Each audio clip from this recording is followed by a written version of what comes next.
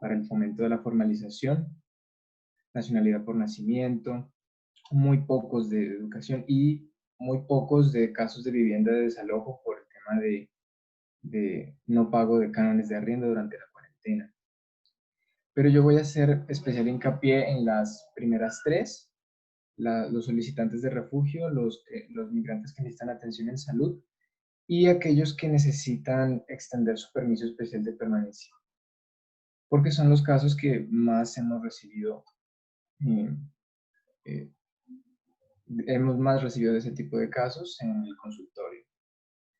Entonces, esos 64 casos de solicitantes de refugio, de todos ellos se dividen en este marco. 45 de esas solicitudes ya han sido radicadas y no ha habido ninguna novedad, no hemos tenido ningún tipo de respuesta con menos de un mes de haber sido radicadas, y solamente hemos recibido 7 de ellas ya con autorización de la CONARE para poder hacer el reclamo del salvoconducto de permanencia de C2. Solamente un caso ya hemos podido hacer la solicitud y obtener el respectivo salvoconducto. Por órdenes de la misma moderadora de este panel, la profesora Paula Cerón, se han hecho unas 5 peticiones a la CONARE y 6 tutelas por la no contestación de la misma, porque no se han expedido las autorizaciones para conseguir el salvoconducto de permanencia. Y estos casos han sido especiales por unos temas especiales de atención en salud, de especial urgencia, que necesitan afiliarse al Sistema General de Seguridad Social en Salud. Por eso se vio la necesidad de hacer esas respectivas peticiones y tutelas. Y hemos encontrado que de todos los solicitantes de refugio que hemos atendido este año, 45 de ellos, el 70%, se encontraban en situación irregular. En migración, lo que insiste la CONARE, lo que insiste la Cancillería, de que no se debe utilizar la solicitud de refugio como mecanismo de regularización, al final lo termina haciendo, porque no hay otras alternativas. Y de ello encontramos las siguientes barreras. Jurídicas, pues, como no hay límite de tiempo para este trámite, pues tampoco lo habrá para autorizar la respectiva expedición del salvoconducto. Y además, cuando hay esas pocas autorizaciones, que vimos que solamente eran 7, de más de 64, hacen una muy mala orientación, porque le dicen al solicitante de refugio ante Migración Colombia para poder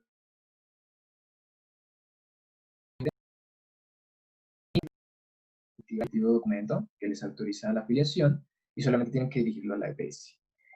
6 tutelas por migrantes irregulares han sido casos que han necesitado necesariamente de una atención en urgencias.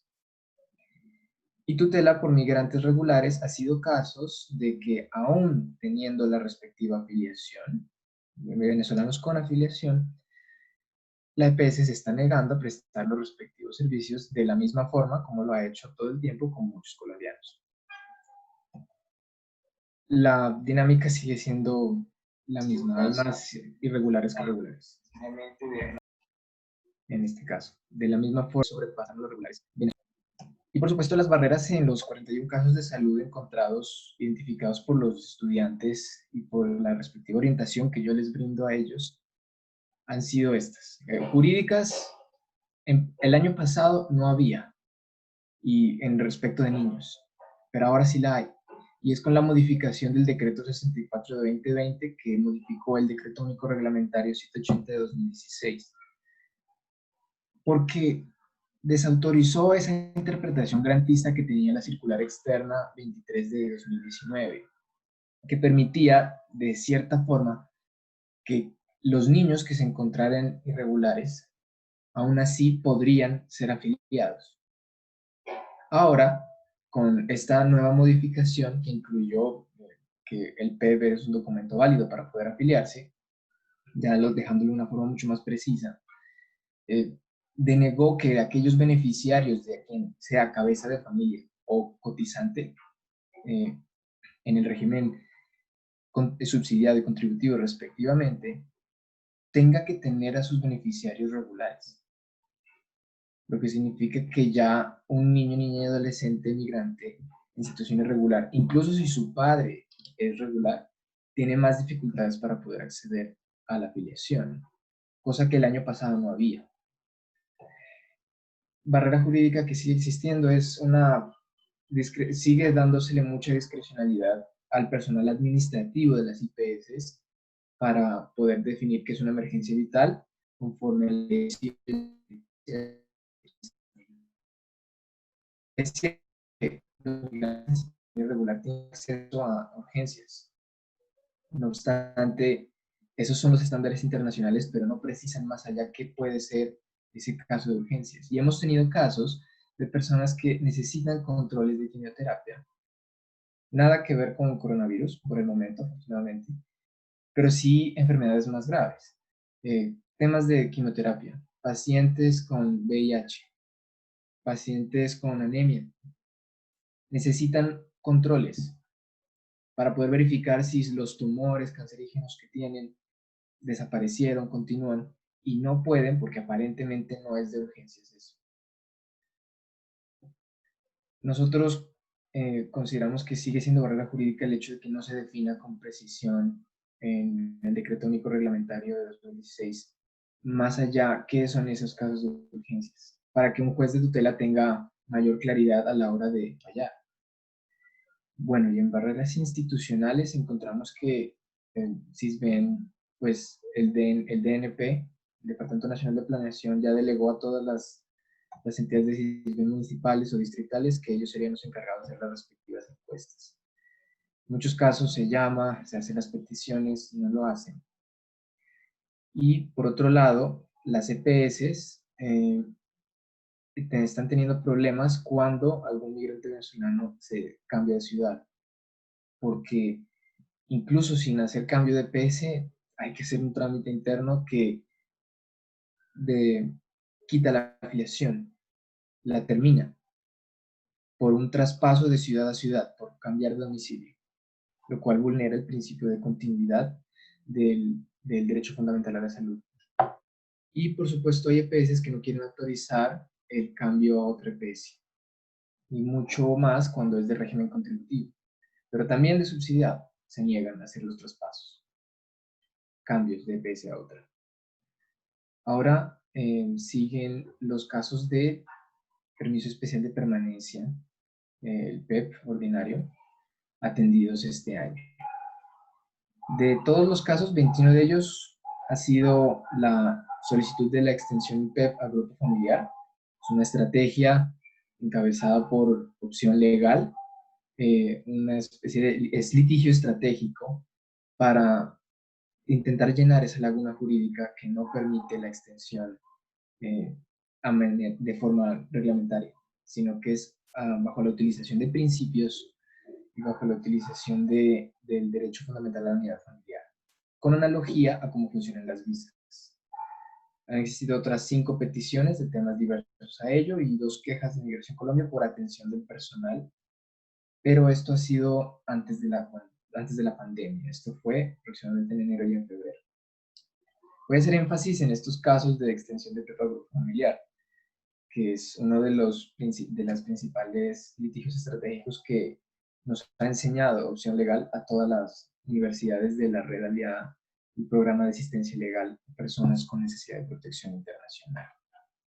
Esto consiste en hacer primero una petición a Migración Colombia diciéndole que por favor a un migrante venezolano que tenga su PEP vigente se le extienda a su núcleo familiar de la forma analógica como funciona con las visas. Cuando la petición no funciona, que en el 100% de los casos nunca funciona, y así lo comprobamos el año pasado, se hace una tutela solicitando lo mismo, amparándose en el derecho fundamental a la unidad familiar, para llenar esa laguna jurídica que deja en una situación de extrema vulnerabilidad a un migrante en situación irregular. Al momento, 19 de ellas solo están en la etapa de la petición. Las 2 que ya están en tutela, aquí como se muestra en esta torta, es que ya surtieron y ya tuvieron una respuesta negativa de Migración Colombia. pero las 19 aún no se ha hecho la tutela. ¿Qué encontramos en estos 28 casos de PEP ordinario, pero particularmente en los 21 de extensión de PEP? Como la barrera jurídica es que no hay regulación precisa para extenderlo. Entonces, como ya bien lo mencioné, quedan en una situación de vulnerabilidad aquellos familiares en situación irregular. Y una de las principales razones por la que muchos de ellos no pueden obtener el PEP es porque no tenían el pasaporte, o teniendo el pasaporte entraron al punto de control migratorio y Migración Colombia no lo quiso sellar, o en su defecto ellos venían de Venezuela en el trámite en el SAIME y no hicieron la respectiva, no pudieron conseguir el pasaporte porque las autoridades venezolanas no se los quisieron expedir. Hay barrera institucional únicamente en el caso en que Migración Colombia no quiere poner el sello. Pero en principio, para hacer esta extensión, los servidores de Migración Colombia están atados de manos porque ellos están actuando conforme al principio de la función pública administrativa de la responsabilidad. No pueden extralimitarse en el ejercicio de sus funciones porque no existe normatividad que permita ello. O sea, en principio es entendible, pero los jueces de tutela que deciden esto tienen un muy amplio margen de discrecionalidad y muchas veces lo han negado o han permitido la opción de que o sea el PEP o sea el salvoconducto. Y claro, Migración Colombia que exige que escoja pues el salvoconducto. ¿Por qué? Por discrecionalidad de ellos. Sigue sin tener la política migratoria en enfoque de derechos humanos y sigue siendo muy estricto con el tema de control migratorio, protección, seguridad, discrecionalidad del Estado, sin cumplir estándares internacionales. Esas barreras son las que hemos encontrado para los migrantes venezolanos. Y en el caso de los demás casos, diferentes de esos tres temas, en caso de que haya dudas, las contestaré en el tema de preguntas. Por temas de tiempo, aquí terminamos. Muchas gracias. Gracias, Juan Pablo.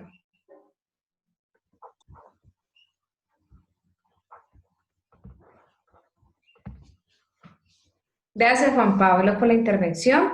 Vamos entonces a continuar con Laura Jimena Pedraza. Laura es abogada de la Universidad del Rosario, con profundización académica en Derecho Constitucional, Derechos Humanos y Derecho Administrativo. Es estudiante de la especialización de Estado, Políticas Públicas y Desarrollo de la Universidad de los Andes. Es miembro de la Red Latinoamericana para la Promoción de la Educación del Derecho de Refugio y Migración Forzosas y de la Red de Asistencia Legal a Refugiados de las Américas. Actualmente se desempeña como abogada nacional del enfoque de protección internacional en el programa de asistencia legal a población con necesidad de protección internacional y víctimas del conflicto armado de la corporación Opción Legal. Damos la bienvenida a Laura, quien deseo hacerle como pregunta introductoria. Ellos como Corporación Opción Legal, que está liderando toda esta red de universidades y de consultorios jurídicos en torno a la atención de la población con necesidad de protección internacional, ¿cuáles han sido esas barreras? ¿Cuáles han sido los riesgos que se ha podido filtrar en el marco de este programa? Y adicionalmente una pregunta que considero muy relevante: ¿cuáles han sido esos nuevos riesgos que se han presentado en tiempos de pandemia? Bienvenida, Laura. Muchas gracias a Paula y a la universidad y también a la organización de estudiantes por la invitación. Realmente creo que se debe valorar muy positivamente este tipo de espacios que nos abren la posibilidad para discutir, digamos, situaciones de desigualdad estructurales que se muestran muchas veces a través de este tipo de situaciones como lo es la movilidad humana transfronteriza. Entonces, digamos, para empezar un poco con la intervención y dando respuesta a la pregunta que realiza Paula, me va a permitir estructurar la presentación en tres elementos que pues están considerados en la presentación en el foro del día de hoy, que son básicamente riesgos, barreras y situaciones de vulnerabilidad acentuada. Entonces, en el marco del programa, digamos un poco más por contextualización, les comento, se tienen articuladas más de 19 universidades a nivel nacional a través del programa de asistencia legal a población con necesidad de protección internacional, que pretende brindar asistencia jurídica y orientación legal gratuita a personas migrantes, refugiadas y retornadas, pues a través de los consultorios jurídicos y de diversas estrategias al interior de las universidades. Entonces, el panorama que yo les voy a exponer ahora es un poco más generalizado a nivel nacional, digamos, no está territorializado propiamente en Valle del Cauca o Cali, sino que se nutre de varias de las experiencias que varios equipos a nivel local han manifestado y han podido reportar a través de los diversos mecanismos de monitoreo que se tienen al interior del programa.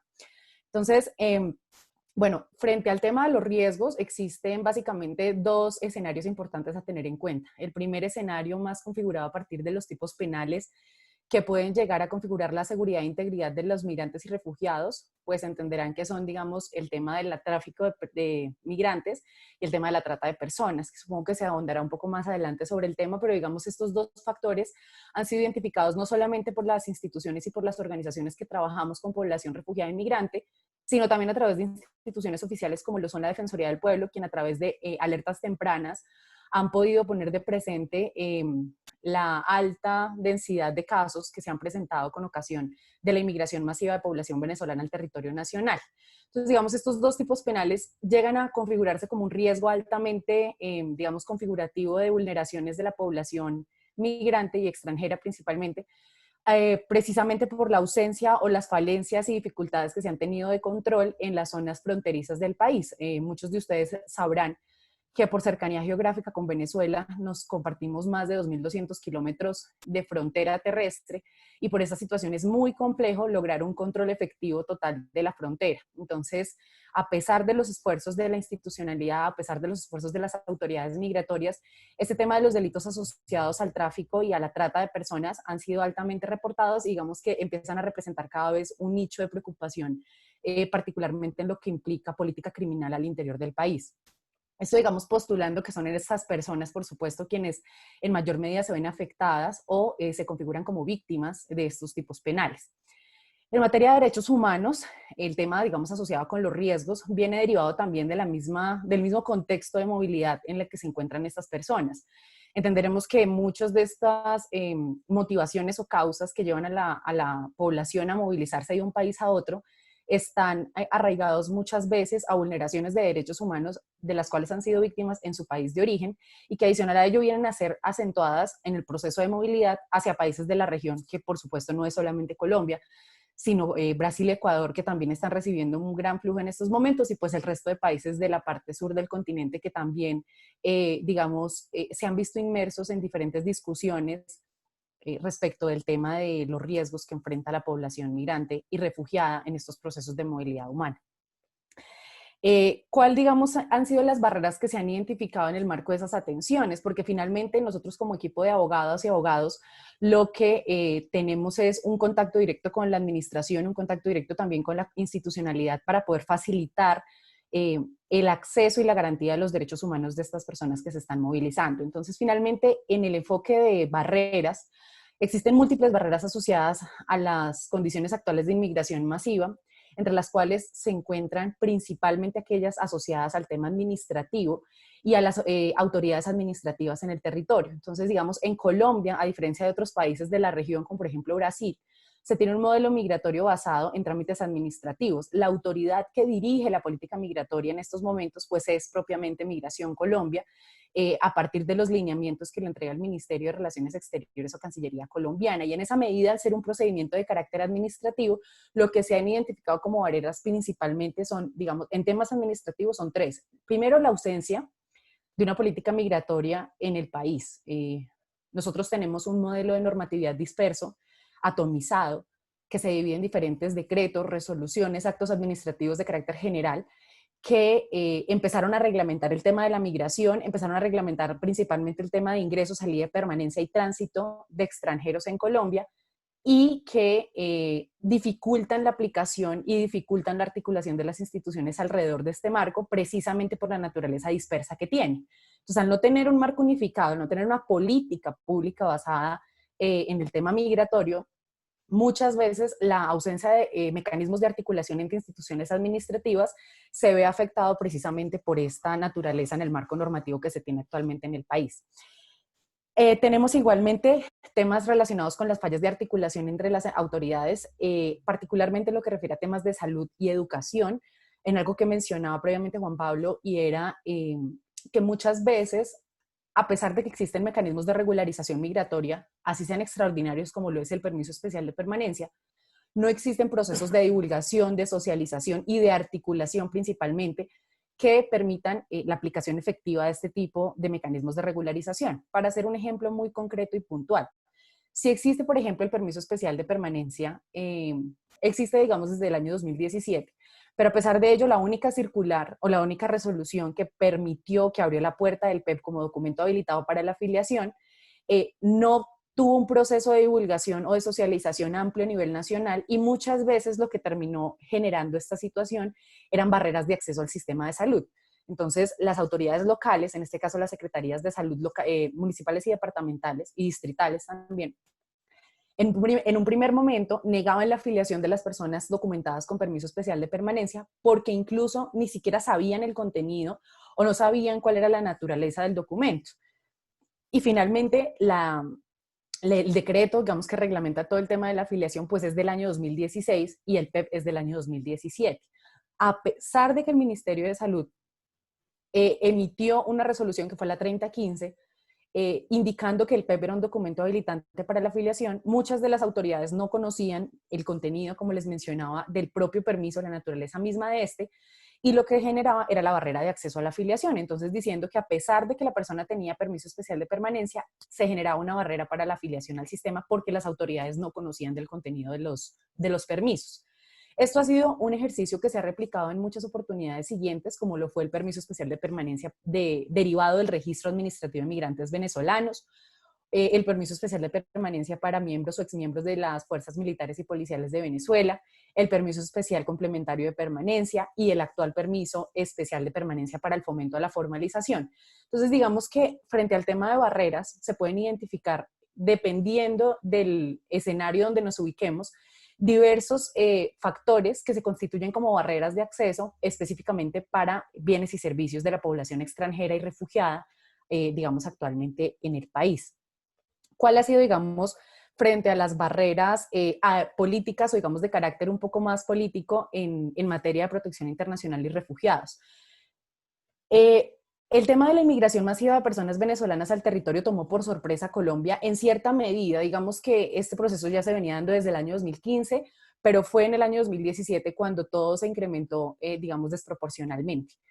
En ese momento se tuvo la oportunidad, digamos, para empezar a fijar una visión de estas personas provenientes de Venezuela, no solamente venezolanos, porque recordemos que muchos connacionales están igualmente retornando al país con ocasión de esta crisis institucional en Venezuela.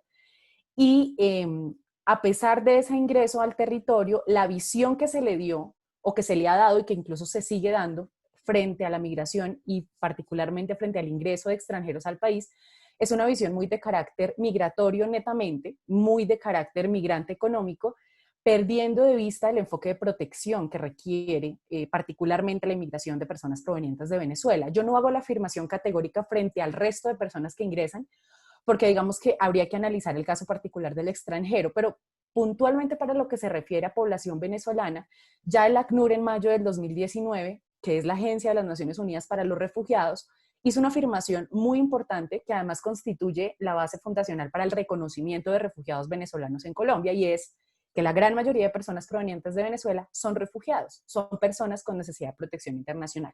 Entonces, en esa medida, una barrera importante que además significa en estos momentos, digamos, también una discusión muy compleja frente a lo que se viene y a los actos que se puedan llegar a emitir posteriormente, es esa visión parcializada de la migración a partir de fenómenos de movilidad humana transfronteriza netos, sin tener en cuenta los factores de protección o de vulnerabilidad acentuada que tienen estas personas al ingresar al territorio.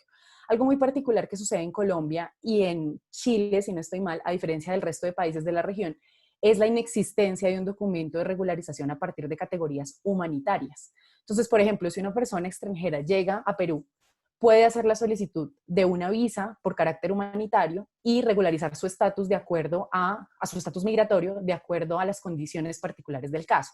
Si efectivamente se logra documentar que hay una persona, digamos, con dificultades económicas, sociales, que igualmente puede llegar a tener perfiles de vulnerabilidad asociados por su condición de mujer, por su edad, por su, digamos, patologías específicas que pueda llegar a tener, Y a raíz de esos estudios y ese análisis, el Estado decide permitir la regularización a partir de una categoría de migración humanitaria. Sin embargo, en Colombia no tenemos una visa humanitaria, tampoco tenemos un permiso de carácter humanitario o algún documento que regularice personas que se encuentran con necesidades específicas de protección. Y por el contrario, el único mecanismo de protección internacional que tenemos, que es el refugio, propiamente todo lo relacionado con el asilo y el refugio en Colombia, es un procedimiento bastante complejo, es un procedimiento muy lento y, como lo mencionaba ahora Juan Pablo en la intervención, tiene múltiples barreras y múltiples retos a resolver. Este procedimiento de refugio en Colombia ya ha sido demandado en sede contencioso administrativa. Se presentó una demanda de nulidad contra el decreto 1067, particularmente en lo que refiere al procedimiento de reconocimiento de la condición de refugiado. Y sumado a ello, muchos de los equipos locales han presentado acciones en contra de autoridades relacionadas con el procedimiento, precisamente por esas falencias que se empiezan a observar al interior del trámite.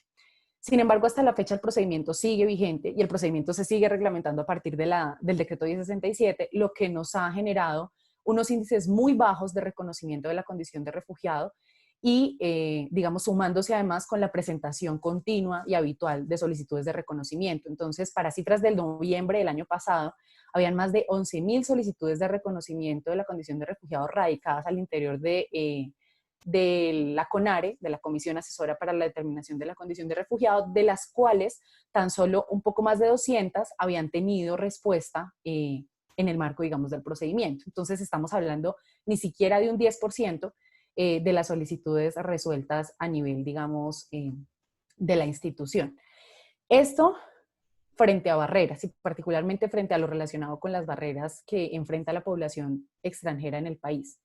Ahora bien, frente a la situación de vulnerabilidad, yo creo que es aquí donde uno empieza a dilucidar los elementos más importantes de la migración y propiamente de las personas provenientes de Venezuela al interior del territorio colombiano, porque como les mencionaba, el enfoque, además de tener un fundamento legal para que sea a partir de la protección, pues porque Colombia es firmante y además ha ratificado múltiples instrumentos internacionales en materia de protección de refugiados y también, digamos, de los trabajadores migrantes y sus familias, en la convención que también Colombia es firmante.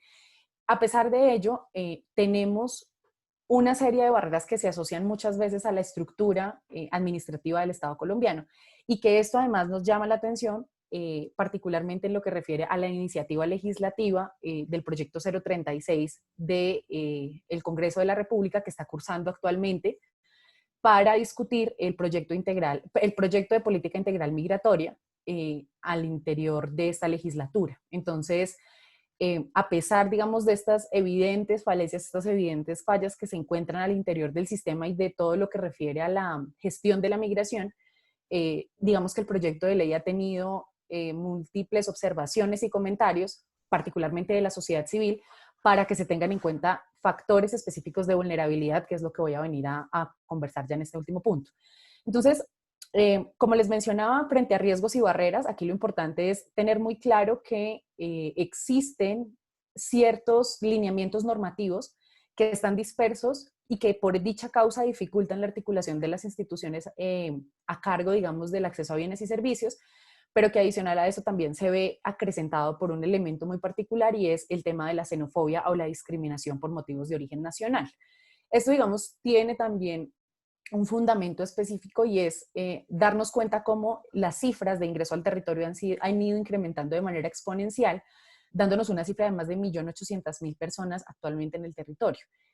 Y esto, digamos que ha enfrentado a muchas de las autoridades y los funcionarios a un ejercicio de reconocimiento de la igualdad y de aplicación del principio de no discriminación, que muchas veces termina complejizando la ejecución efectiva de sus funciones y termina mostrando y evidenciando nichos de xenofobia al interior incluso de las mismas instituciones administrativas. Entonces, esto, digamos, es como a forma muy general y muy nacional las barreras y riesgos que se han podido identificar. Frente al tema de la situación de vulnerabilidad, yo creo que muchos, si no todos, habrán visto noticias o habrán leído informes de las diversas organizaciones y entidades internacionales que también han podido documentar la situación de derechos humanos en Venezuela, Ya son muchos los informes que la Comisión Interamericana de Derechos Humanos ha emitido, dando una, digamos, una apreciación muy puntual frente a la crisis institucional, política y de derechos que tiene Venezuela, pero que a pesar de ello no se ven reflejadas en medidas humanitarias al interior de la región, porque finalmente la Comisión, incluso hasta la Corte, como organismos jurisdiccionales de carácter regional, han sido muy claros a través no solo de sus providencias y sus informes, en decir que en Venezuela realmente las condiciones de vida son sumamente complejas y difíciles para las personas que la habitan, no solamente, como les mencionaba, personas venezolanas. Entonces, en temas de vulnerabilidad, ¿qué hemos encontrado frente a perfiles? El primero, relacionado particularmente con los refugiados. Como yo les mencionaba, la postura, no solamente, digamos, de nosotros como programa, sino personal, es que la visión o el enfoque con el que se debe analizar y abordar el fenómeno migratorio en la actualidad debe ser un enfoque de carácter de protección, ¿cierto? Y en esa medida, estas personas, al ser refugiadas, empiezan a tener y a evidenciar una serie de situaciones específicas de vulnerabilidad que ahondan más las dificultades de acceso a derechos. Entonces, por ejemplo, un refugiado que ingresa al territorio nacional porque es perseguido político, porque es exmiembro de las fuerzas militares, porque es un paciente con enfermedades crónicas o catastróficas, como lo mencionaba Juan Pablo, en la gran mayoría cáncer, presenta o expone factores adicionales que profundizan esa situación de vulnerabilidad inherente a las condiciones de movilidad humana transfronteriza, independiente a que se sea o no migrante económico, independiente o no a que se sea refugiado o refugiada, pues las personas enfrentan dificultades cuando deciden salir de sus territorios o salir de sus países para asumir una vida nueva en otros estados. Entonces, sumado a ello, pues se terminan uniendo estos factores de vulnerabilidad y terminan profundizando las condiciones de exposición y riesgo de las personas en el territorio. Cuando esto se vuelve un poco más complejo, cuando las autoridades judiciales empiezan a tratar de omitir de alguna forma la aplicación de enfoques de interseccionalidad para la protección de derechos humanos de las personas, ¿sí? Entonces, cuando hablamos de interseccionalidad, yo particularmente hago referencia a la resolución 4 del 2019 de la Comisión Interamericana de Derechos Humanos y a la resolución 2 también del año 2000, la resolución 2 del 2018, hablando particularmente del tema de salud. Y cuando me refiero a interseccionalidad, quiero ser muy específica en cuáles son, digamos, los elementos específicos que nosotros buscamos al momento de presentar una tutela o al momento de presentar una acción jurídica contra una autoridad. En lo que se considera interseccionalidad, lo que se pretende es que se valoren las condiciones particulares de cada usuario o de cada usuaria, atendiendo a esos factores que acrecientan la vulnerabilidad de la persona, como lo son, por ejemplo, la edad, adultos mayores, niños, niñas o adolescentes, mujeres, que muchas de ellas están ingresando al territorio en compañía de sus hijos menores, quienes dependen económicamente, por supuesto, pues de ellas, mujeres en situación de embarazo y pues por supuesto los pacientes con enfermedades crónicas y ruinosas. Entonces, cuando el análisis judicial o cuando la tutela o la acción judicial llega a órdenes de la autoridad judicial, lo que se pretende muchas veces a través de nuestras acciones, así están encaminadas, es que se haga la valoración a través de ese enfoque de interseccionalidad y que no se haga una valoración en derecho únicamente. Finalmente, el enfoque de interseccionalidad también tiene esa particularidad del enfoque de derechos, pero lo que se busca es que se valore esa situación específica del usuario o de la usuaria, que no se haga una valoración únicamente del estatus de irregularidad o del estatus de regularidad de la persona, porque finalmente las situaciones de vulneración de derechos humanos no reconocen entre estatus migratorio. Entonces, digamos que esa ha sido una situación de vulnerabilidad muy compleja para la población y que en general termina profundizando la afectación y el riesgo de configuración de los derechos fundamentales de estas personas. Frente al COVID-19, y ya para finalizar mi intervención, como la pregunta que me hacía Paula al inicio, esto, digamos, se vuelve un poco más complejo porque empieza a exponer unos factores que se basan muchas veces en la exclusión o digamos, en la xenofobia para desvincular a la población extranjera de las medidas de atención que se están estableciendo actualmente en el territorio. El Ministerio de Salud y Protección Social emitió los lineamientos una vez inició o se generó la declaratoria de emergencia sanitaria a nivel nacional, pero a pesar de ello, todos estos lineamientos, como su nombre lo menciona, son recomendaciones y sugerencias que se le hacen a las entidades territoriales. Muchas veces, con la ausencia de vinculatoriedad, pues las entidades sencillamente omiten el cumplimiento o se basan en instrumentos normativos de mayor rango, digamos de mayor jerarquía en el marco de la vinculatoriedad de los instrumentos. Entonces, el lineamiento no tiene la misma categoría de vinculatoriedad o de ejecutividad administrativa que tiene, por ejemplo, una resolución o que tiene un decreto. Y como lo decía Juan Pablo en su intervención, gran parte de estos decretos, al menos en temas de salud, han tratado de muchas veces excluir personas en condición de irregularidad de los servicios de atención y de la afiliación al Sistema General de Seguridad Social en Salud, a pesar de que los lineamientos del COVID digan que indistintamente a la nacionalidad o a la condición migratoria de la persona, pues el tema de la atención en sospechas de COVID debe ser inmediata y debe ser gratuita. Entonces, digamos que para finalizar ya esta intervención, yo quiero, digamos, también poner de presente que muchos de estos fenómenos y de estos escenarios son dinámicos y son cambiantes, así como lo es el mismo fenómeno migratorio. Y esto que podemos estar conversando hoy puede muy seguramente cambiar en un mes o en 2 meses, porque la reacción que se ha dado a partir de las, digamos, diversas instrucciones estatales ha sido muy coyuntural. Entonces, tenemos mucha población en condición de irregularidad. ¿Qué hacemos? Vamos a crear el permiso especial de permanencia y regularizamos un porcentaje. Está sucediendo esto con población de niños y niñas que no pueden acceder al sistema educativo porque no tienen documentos de regularización. Bueno, entonces vamos a crear la circular 016 para garantizar el acceso a los niños y a las niñas. Pero ante la ausencia de articulación de todas estas herramientas y de todos estos mecanismos, se terminan acrecentando las barreras y la vulneración de derechos, porque finalmente, si tú no tienes una articulación con las entidades y las autoridades, lo que tú estás haciendo solamente se dirige a tu sector.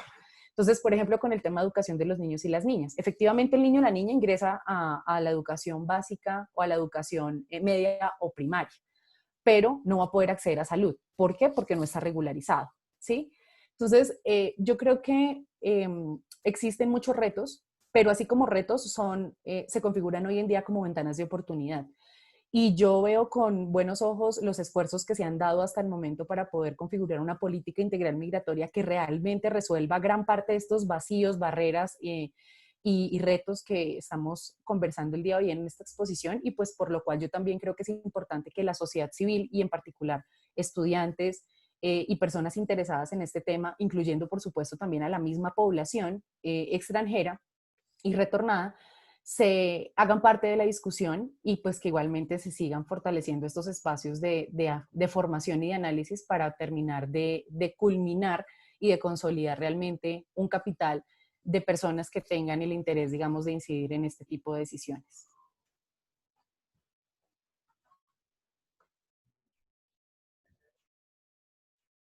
Gracias a Laura Pedraza por la intervención. De la intervención podemos concluir que el escenario en relación a la migración y el tema de refugio está en constante cambio.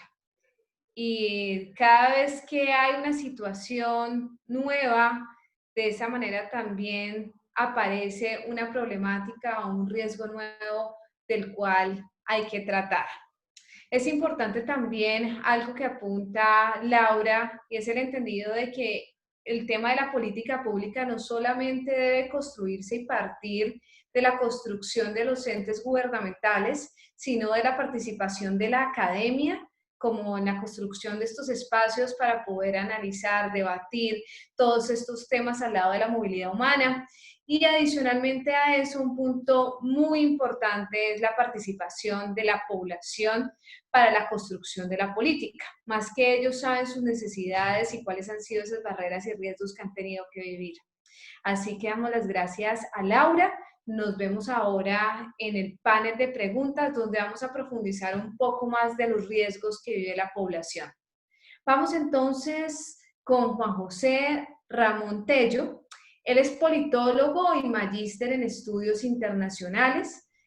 Actualmente hace parte del equipo de lucha contra la trata de personas y tráfico ilícito de migrantes de la Oficina de las Naciones Unidas contra la Droga y el Delito en Colombia. Damos la bienvenida a Juan José. Juan José, vamos a hablar con él, vamos a socializar con él en el marco de la siguiente pregunta. ¿Cuáles son los impactos de la movilidad humana en la posible ocurrencia del tráfico ilícito de migrantes y de trata de personas como uno de los riesgos más notables que tiene la población migrante? Bienvenido, Juan José. Bueno, gracias Paula, gracias también a la Universidad ICESI por este espacio de formación, gracias a, digamos, a la intervención de Juan Pablo y de Laura, que de alguna manera siento que pues digamos, no quiero entrar a repetir lo que ya ellos han abordado, quisiera hablar específicamente tal cual como tú lo mencionaste en la pregunta que me haces, cuál es esa posible relación entre los riesgos derivados de la migración y de la movilidad humana frente a la ocurrencia de dos delitos en particular. No voy a enfocar solamente en esos dos. Primero quisiera hablar del tráfico ilícito de migrantes y después de la trata de personas y profundizar un poco en cuál es la relación y la diferencia entre ambos delitos.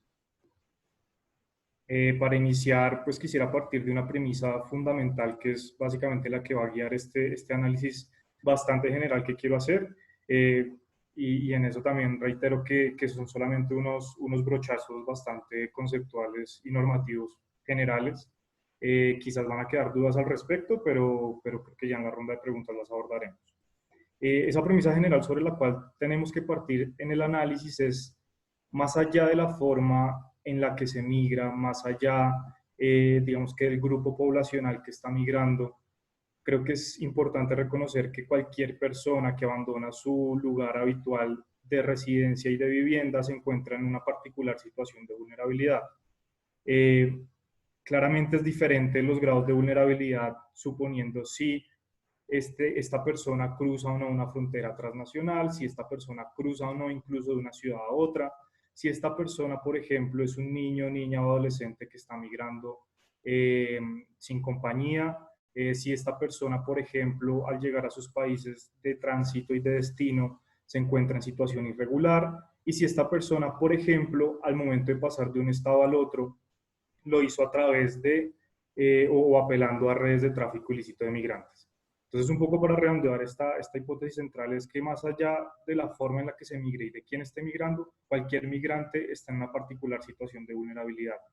Lo relevante frente a este análisis es que podamos tener el panorama para analizar esos distintos grados de vulnerabilidad, ¿no? Solamente por nombrar algunos, como las que ya he nombrado: niños, niñas y adolescentes migrantes no acompañados, migrantes en situación de irregularidad, claramente refugiados, y también migrantes en situación de tráfico ilícito, migrantes que han sido objeto de tráfico ilícito de migrantes, valga la redundancia.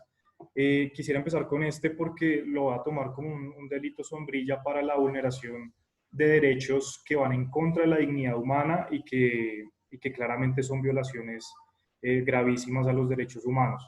Es importante hablar de tráfico ilícito de migrantes por muchas razones, pero principalmente, y yo creo que es la más importante, es generalmente se le da un enfoque de soberanía estatal al asunto del tráfico ilícito de migrantes, es decir, la forma en la que se busca culpabilizar a los traficantes de migrantes, la forma en la que se intenta abordar a un migrante que está en una posible situación de tráfico ilícito de migrantes, históricamente, no solamente en Colombia, sino en varios estados de la región, ha ido encaminada a asumir este delito como un asunto de vulneración de la soberanía estatal. Sin embargo, esto excede el tema de soberanía estatal y claramente es un asunto de derechos humanos. El tráfico ilícito de migrantes implica una vulneración de derechos humanos. Eso ya lo ha dicho la Comisión Interamericana de Derechos Humanos en el caso de Venezuela, y en el caso colombiano desde el 2006 ya lo ha dicho la Corte Suprema de Justicia en varias sentencias sobre tráfico ilícito de migrantes de manera muy clara. Entonces, en este sentido, ¿a qué nos lleva este análisis general?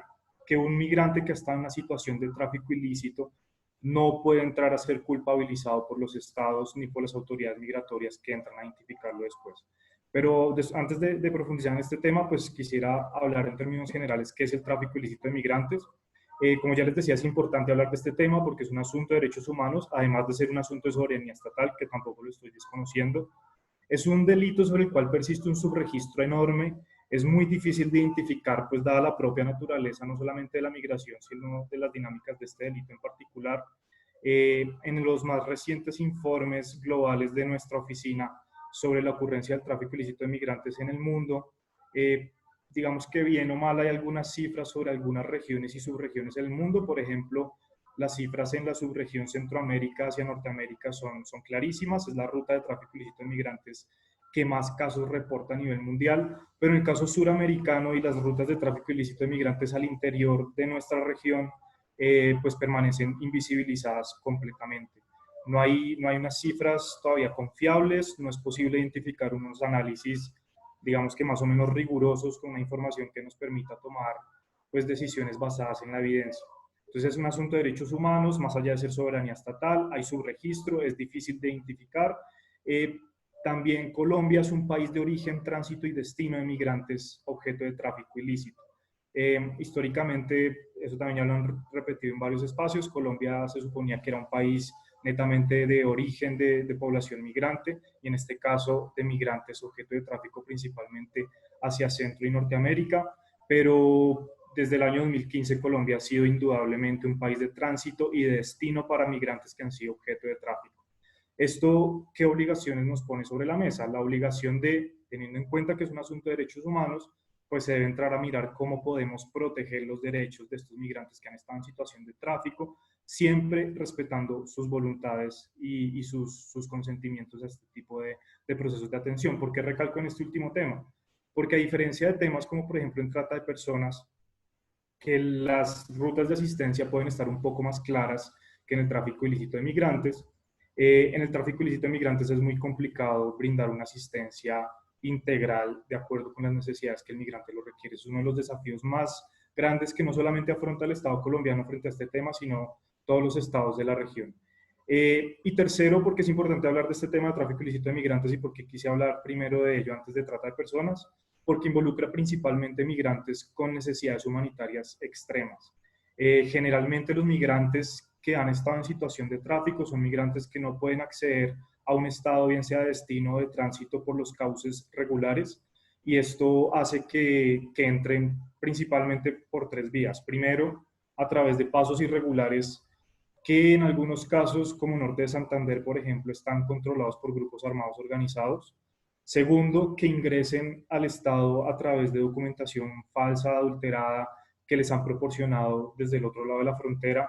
Y tercero, apelando a mecanismos relacionados con corrupción y sobornos a autoridades migratorias y policiales. Digamos que son los tres mecanismos principales de la ocurrencia del tráfico ilícito de migrantes, pero sin lugar a dudas lo que vemos en fronteras como Guajira, Arauca, Norte de Santander, incluso en Nariño, es principalmente la primera. Pasos irregulares sumamente peligrosos que están controlados por grupos armados organizados o por redes de crimen organizado que ven en el tráfico de migrantes una oportunidad de negocio, que se dedican a otros negocios ilícitos, economías extractivas ilícitas, contrabando, también trata de personas. Entonces es importante hacer este primer análisis porque un migrante que ha estado en una situación de tráfico ilícito puede que haya también estado expuesto a situaciones de violencia sexual, de desaparición forzada, de secuestros extorsivos e incluso y principalmente de trata de personas.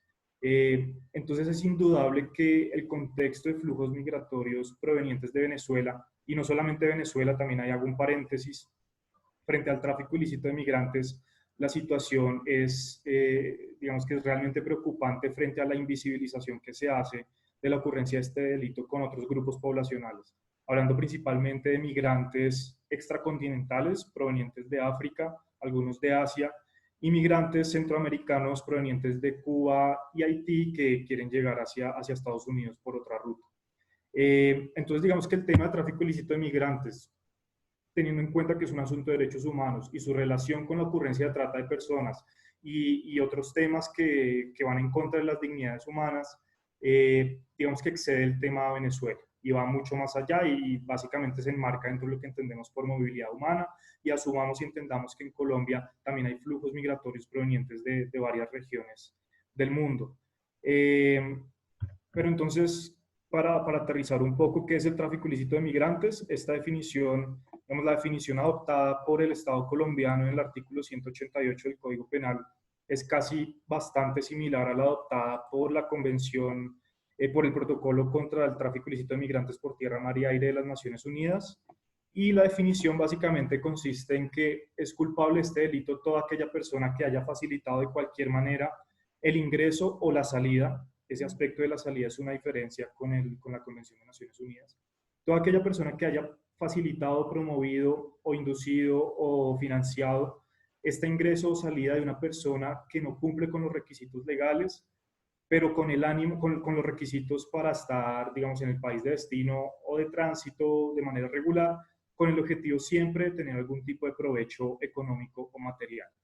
Entonces, teniendo en cuenta esta definición, pues claramente podemos llegar a la conclusión que no es el tráfico de migrantes y quién no sería un traficante de migrantes. Y esa conclusión nos lleva, entonces, como les decía en un momento, a que es responsabilidad nuestra, de todos los que estamos aquí sentados, de alguna manera generando conocimiento o haciendo incidencia en la medida en la que podamos, abogar por la no criminalización de los migrantes que han estado en una situación de tráfico ilícito. Más allá de que un migrante haya dado su consentimiento al traficante, más allá de que este migrante haya pagado recursos para que el traficante lo pasara de un punto A un punto B de la frontera, esto no constituye causal para la criminalización del migrante. Y en eso tenemos que ser categóricos en todas las intervenciones que hagamos sobre el tema del tráfico ilícito de migrantes. Entonces, retomando un poco, frente al contexto de movilidad humana, tenemos unos grupos poblacionales que se encuentran en un riesgo, en unas situaciones de vulnerabilidad muchísimo más graves que otros grupos poblacionales. Solamente por nombrar algunos, como les decía, niños, niñas y adolescentes migrantes no acompañados, migrantes en situación de irregularidad, refugiados y migrantes que han estado en situación de tráfico ilícito. ¿Qué es el tráfico ilícito de migrantes? Entonces, como les decía, en este momento es apelar a la ayuda o digamos, de alguna manera a la facilitación que brinda un traficante, una red de traficantes para entrar a una frontera sin cumplir con los requisitos migratorios. Pero más allá de esta definición, digamos que por criminalista que parezca, no implica la criminalización del migrante. Como les decía, estos migrantes están en riesgos pues evidentes. Basta con pasar solamente unos días en frontera, en Villa del Rosario, por ejemplo, o en Puerto Santander, para reconocer de cuenta propia los testimonios de migrantes y refugiados cuáles son esos riesgos asociados al tráfico ilícito de migrantes. Solamente me voy a enfocar a uno de ellos, que es la posible ocurrencia de trata de personas. Y esta relación entre el tráfico de migrantes y la trata de personas puede tener varias explicaciones, bien sea primero porque sean las mismas redes, la misma, digamos, la misma red de crimen organizado sea tanto la que se dedica al tráfico de migrantes como la que se dedica a la trata de personas. Y en este sentido podemos ver en las fronteras ofertas dirigidas hacia los migrantes que pueden iniciar como una oferta típica de tráfico de migrantes, pero termina siendo una situación de trata de personas. En eso les voy a poner un ejemplo. En el puente internacional Simón Bolívar bueno, ahorita no porque está cerrado, pero era bastante común escuchar ofertas de tiquetes de bus desde el lado venezolano, desde Villa del Rosario y desde Cúcuta, llegando hasta Chile, Perú y Ecuador, sin la necesidad de que el migrante mostrara sus documentos ni de identificación ni de viaje. Entonces, básicamente, estas ofertas lo que hacían era, les cobraban una tarifa por transportarlos por toda Colombia como país de tránsito hacia otros países de destino de la región, sin la necesidad de tener ningún tipo de documentación migratoria ni identificación. Básicamente, esto era una oferta de tráfico ilícito de migrantes, pues claramente dando más información al respecto, que creo que este no es el espacio para darla, pero en muchos de esos casos, en el transcurso, en el tránsito, mientras tenía ocurrencia el delito de tráfico ilícito de migrantes por parte de los traficantes, ellos venían en esta oportunidad precisamente una oportunidad para explotar a las personas que estaban traficando. Esa es una de las principales relaciones entre trata de personas y tráfico ilícito de migrantes. La primera, que sean los mismos actores que se dedican tanto a una cosa como a la otra, pero también la otra es que en el tráfico ilícito de migrantes se le suele poner una cuota al migrante para que pase por un paso irregular, solamente por poner un ejemplo. Esas cuotas, en la mayoría de los casos, en muchas ocasiones, excede la capacidad pues de pago con la que cargan los migrantes. Entonces es ahí donde empiezan a entrar ofertas laborales fraudulentas asociadas a trata de personas. Básicamente, en última, retomando lo que ya ha dicho la Comisión Interamericana de Derechos Humanos, lo que ya ha dicho la Corte Suprema de Justicia desde hace 15 años, ambos delitos tienen una relación evidente, y es que un migrante que ha sido objeto de tráfico se encuentra en un elevadísimo riesgo de ser víctima de trata de personas. Y principalmente otra relación es que en ambos delitos las personas que lo cometen se aprovechan de las situaciones de vulnerabilidad de las víctimas. En el caso de tráfico ilícito de migrantes, dada su tipicidad, no se puede hablar de víctimas de tráfico ilícito de migrantes, a no ser que sean niños, niñas y adolescentes, sino que hablamos de migrantes objeto de tráfico. Claramente esto genera un poco ahí de, digamos, de malestar el tema de hablar de un migrante objeto de, pero pues es una discusión normativa que en algún momento habrá que darse. Pero retomando un poco entonces, un migrante que está en una situación de tráfico puede estar en riesgo de ser víctima de trata de personas. Empatando con el tema de trata de personas, así como sucede con el tráfico ilícito de migrantes, la definición adoptada por el Estado colombiano es bastante similar a la adoptada por el marco normativo internacional sobre la delincuencia organizada transnacional. Y en ese tema, otro paréntesis frente a trata de personas. Más allá de que desde la comunidad internacional el tema de trata de personas y tráfico ilícito de migrantes esté siendo abordado desde una perspectiva de crimen organizado, esto no quiere decir que en el abordaje que se le dan los marcos normativos nacionales no se asuma como un asunto de derechos humanos. Entonces, por eso es que es importante hablar ahora de trata de personas, la doble perspectiva que debemos adoptar al momento de hablar y de abordar cualquier tema relacionado con trata de personas. ¿A qué quiero ir en la práctica con lo que estoy diciendo? Tenemos que en cada uno de los estados mirar las herramientas necesarias para ver qué hacemos con los tratantes, para investigarlos y judicializarlos adecuadamente, tema de crimen organizado, pero también por otro lado, qué hacemos con las víctimas, tanto directas como indirectas, y teniendo en cuenta las necesidades particulares de estas víctimas. Si es una víctima, por ejemplo, de una comunidad indígena fronteriza, como los Yucca en Colombia, o si es, por ejemplo, una mujer transgénero de Bogotá, que también tiene unas necesidades particulares que deben ser suplidas de manera integral por las rutas de asistencia. Entonces, esta doble perspectiva al momento de abordar temas de trata de personas y tráfico ilícito de migrantes nos obliga a tener en cuenta esos dos aspectos. ¿Qué hacemos con los tratantes? ¿Qué hacemos con los traficantes? ¿Qué hacemos con las víctimas? ¿Y qué hacemos con los migrantes que han estado en una situación de tráfico? Esto nos obliga, y eso es una debilidad enorme de los estados de la región. Colombia tiene unos avances sustanciales, principalmente en temas de asistencia a víctimas de trata de personas, pero persisten también unas debilidades que creo que tampoco voy a profundizar mucho en ellas, pero pues las debilidades básicas frente a este esquema de atención, ¿no? Es muy complejo, por ejemplo, brindar una asistencia integral a una víctima de trata de personas en Colombia, colombiana, y aún así es mucho más difícil cuando esta víctima de trata de personas es migrante, y aún así es mucho más difícil cuando esta víctima de trata de personas es migrante en situación de irregularidad. Es muy complejo poder pasar de una asistencia inmediata de emergencia humanitaria a una asistencia inmediata que nos permita digamos que poderle dar las herramientas a la persona que ha sido víctima de trata de personas para que lleve a cabo sus proyectos de vida como lo tenía contemplado antes del momento de la captación y la explotación. Volviendo al tema de trata de personas, solamente un repaso así conceptual bastante rápido. ¿En qué consiste la trata de personas? En Colombia, el tráfico ilícito de migrantes está contemplado en el artículo 188 del Código Penal y la trata de personas es el 188A. Se define como la captación, el traslado, el acogimiento o el recibimiento de una persona con el objetivo de explotarla.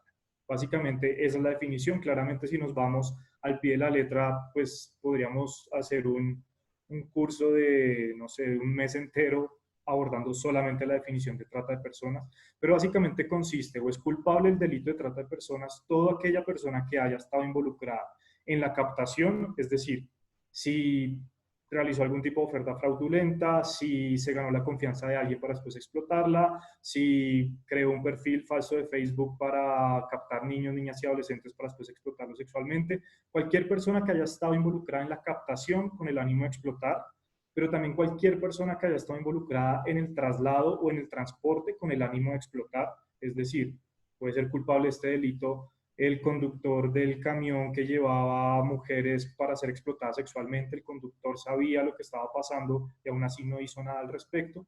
Esta persona sería culpable de trata de personas, pero también es culpable quien acogió o quien recibió a estas personas, bien sea de manera temporal o permanente, en donde iban a ser explotadas. El aditivo fundamental de esta definición, y básicamente es lo que, por ejemplo, define o nos ayuda a diferenciar entre trata de personas y secuestro, es que tiene que haber una explotación o tiene que haber una intención de explotar a esta persona. No necesariamente fruto de esta explotación tiene que haber un provecho económico, también puede haber otro tipo de provecho material, y no necesariamente una persona que está siendo explotada pues no va a recibir ningún tipo de retribución económica. Hemos recibido testimonios de muchas víctimas de trata en las que los tratantes les permitían seguir recibiendo una parte de remuneración para que ellos pudieran enviar a sus hogares. Y esto en últimas lo que permitía era una invisibilización del delito, y de ahí la frase recurrente cuando siempre estamos discutiendo sobre temas de trata de personas, ¿no? Y es que una víctima de trata de personas no se asume como tal, no se asume como víctima de trata de personas. Entonces no podemos estar esperando a que de un día para otro una víctima de trata de personas amanezca sabiendo que es víctima de trata de personas y vaya y denuncie lo que le está pasando ante las autoridades correspondientes. Asimismo sucede con los tratantes. En muchos casos, los culpables de este delito no se asumen como culpables del delito de trata de personas, no son conscientes de que están cometiendo un delito. Un caso, bueno, digamos, por no referenciar lo que ya ha estado en los medios estas últimas semanas, el caso de Eddie Fonseca, el caso de Zuleta en La Guajira, pero también el caso específico de la primera y última sentencia en Colombia sobre una mujer indígena víctima de trata de personas con fines de servidumbre doméstica del año 2018.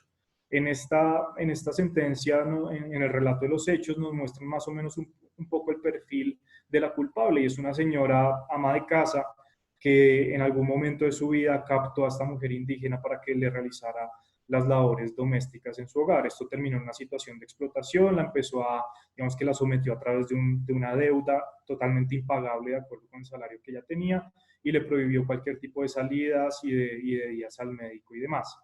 Este perfil de tratante es un perfil, digamos que no es un perfil no común, es un perfil bastante común, al contrario, y eso es uno de los factores que nos ayudan a invisibilizar el delito. No solamente podemos estar esperando que los tratantes sean redes de crimen organizado transnacional, supremamente pues tecnificados en sus métodos de captación y en sus métodos de sometimiento a las víctimas, sino simplemente puede ser cualquier persona culpable de este delito. Y frente a la definición también un tema relevante, y es asociado un poco al aprovechamiento de las situaciones de vulnerabilidad, que tanto en tráfico de migrantes, que también aplica lo que voy a decir, como en casos de trata de personas, es que el consentimiento dado por la víctima o por el migrante a cualquier forma de explotación en temas de trata de personas, o a cualquier forma de ingreso o de salida del país sin cumplir con los requisitos migratorios estipulados por el país, cualquier forma de consentimiento no constituirá jamás causal de exoneración penal para los responsables. Esto es supremamente importante, ¿no? Porque en muchas veces y en muchas ocasiones, cuando las víctimas de trata están siendo sometidas por sus tratantes, uno de los mayores miedos que tienen las víctimas para denunciar o para salir de esta situación de explotación es precisamente el miedo a ser juzgadas, a ser señaladas y básicamente a decirles: usted está en esta situación porque se lo buscó.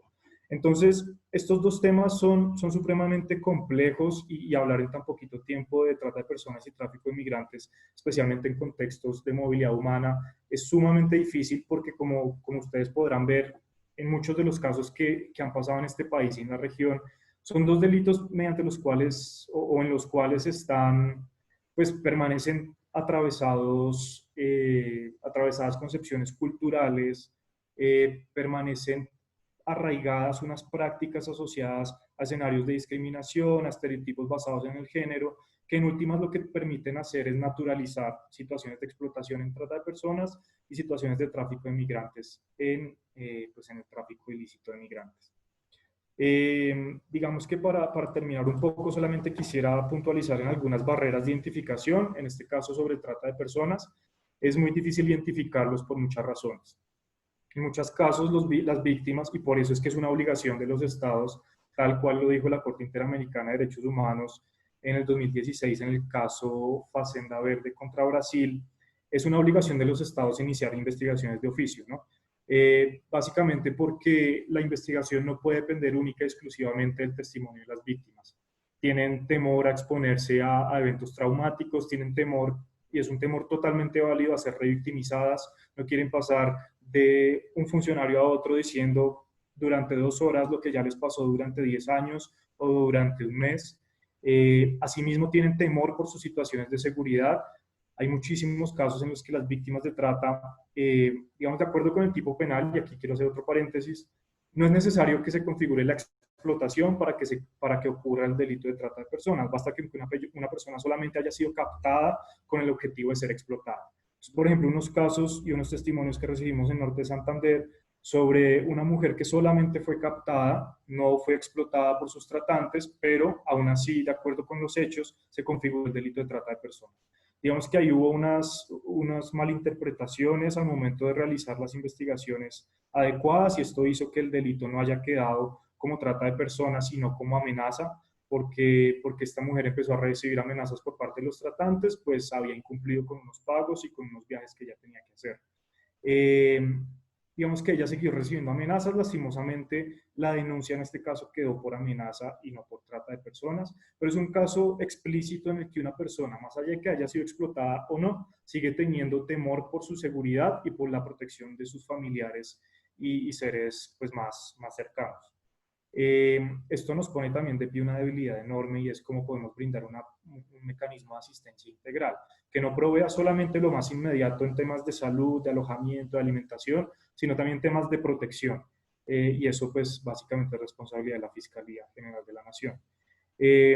Hay una desconfianza enorme frente a los organismos de control y vigilancia del Estado por parte de personas que son víctimas de trata y también por parte de migrantes que están en un elevadísimo riesgo de ser víctimas de trata. No existen unos mecanismos de información todavía del todo claros para que le quede claro a los migrantes, especialmente en situación de irregularidad, que no van a tener ningún problema si se acercan a ciertas autoridades del Estado para recibir la información. Y recalco que este es un miedo totalmente legítimo, pues dadas las debilidades frente a pues, los mecanismos de identificación que ha tenido históricamente el Estado colombiano y los estados de la región. Hay un temor a ser arrestados y deportados, especialmente en población migrante. Hay poca sensibilidad por parte de los funcionarios frente a la trata de personas y frente al tráfico ilícito de migrantes. Y es que en ambos casos suceden casos totalmente desgarradores en los cuales familias enteras pierden la vida en trayectos de tráfico ilícito de migrantes o en los cuales una persona ha sido explotada durante años pues mediante las prácticas digamos, más degradantes de la dignidad humana y de los derechos fundamentales. Muchas veces estas personas llegan a rendir testimonio ante funcionarios que no tienen ni idea del tema o que quizás saben un poco del tema pero que no les interesa nada. Y eso es un tema que, por lo menos desde la cooperación internacional, estamos tratando de trabajar cada vez más, tanto con los mecanismos de coordinación institucionales generados para la lucha contra la trata de personas, como para la lucha contra el tráfico ilícito de migrantes. Y por último, barreras culturales y comunicativas evidentes. Unos casos de tráfico ilícito de migrantes, tampoco voy a dar muchos detalles frente al tema, en el Pacífico con migrantes extracontinentales provenientes de África hacia Estados Unidos que pasaron por Colombia e intentaron pasar por Panamá y por todo lo que es el tapón del Darién. Migrantes que no hablaban español, que no hablaban inglés y llegaron a digamos, dieron ante unos funcionarios que tampoco tenían las herramientas culturales y comunicativas para poderse comunicar con estas personas. Este tema en que terminó, en que muchos de ellos siguieron su camino mediante esta ruta peligrosa hacia Estados Unidos y hoy en día no tenemos ni idea cuál es el paradero de estos migrantes. Básicamente este es un análisis, sé que es un poco, digamos, complejo y el tema es bastante extenso para discutirlo en tan poco tiempo, pero básicamente es la premisa general de que en contextos de movilidad humana los migrantes están en un riesgo elevadísimo de ser víctimas de trata de personas, especialmente cuando son niños, niñas y adolescentes migrantes no acompañados, migrantes en situación de irregularidad, refugiados y migrantes que han estado en una situación de tráfico ilícito. Esto a su vez pone como desafío y como reto a los estados pues mirar a ver qué hacemos tanto con las redes de crimen organizado, pero entendiendo que eso es una cosa completamente aparte de los mecanismos ideales y necesarios para la protección y garantía de los derechos fundamentales de los migrantes y de la población víctima de trata de personas. Creo que más bien dejo hasta ahí y si hay preguntas pues después las seguimos abordando. Gracias. Muchas gracias, Juan José. Muy interesante la intervención y la apuesta que nos comparte Juan José.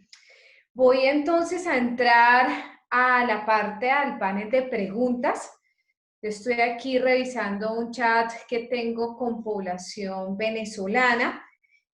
Me están preguntando muchas cosas. Voy a tratar de resumir lo que más pueda para nuestros panelistas. La primera pregunta que nos hace, que quisiera que nuestra panelista Laura pudiera contestarnos. Invito entonces a todos nuestros panelistas para que coloquen la cámara y el micrófono activado para dar inicio a esta parte. Entonces, Laura, nos están preguntando en relación a qué ha hecho las organizaciones no gubernamentales, específicamente el proyecto de corporación Opción Legal, en el tema de la xenofobia que tanto vive la población venezolana en territorio colombiano. ¿Cómo acabar la xenofobia y cómo ellos partícipes, ellos mismos como población, cómo pueden aportar para el cambio cultural de los colombianos y evitar la xenofobia? Bueno, con respecto a esa pregunta, lo primero, digamos, es tener en cuenta que la xenofobia es un delito, que además está tipificado y que tiene unas consecuencias derivadas del Código Penal que compromete específicamente y de forma más especial a los funcionarios públicos y a aquellos privados que ejercen función pública en la relación con los administrados. Entonces, claro, existen organizaciones de la sociedad civil, el derecho a no obedecer y otro tipo de organizaciones como de justicia, que se basan más que todo en temas de integración y en temas de disminución de la xenofobia a partir de estrategias de integración en lo social. Nosotros como un programa de asistencia legal y jurídica, pues por supuesto nos encaminamos principalmente a las situaciones que comprometen cualquier tipo de instrumento legal o cualquier norma nacional que promueva el principio a la no discriminación y el tema fundamental del derecho a la igualdad.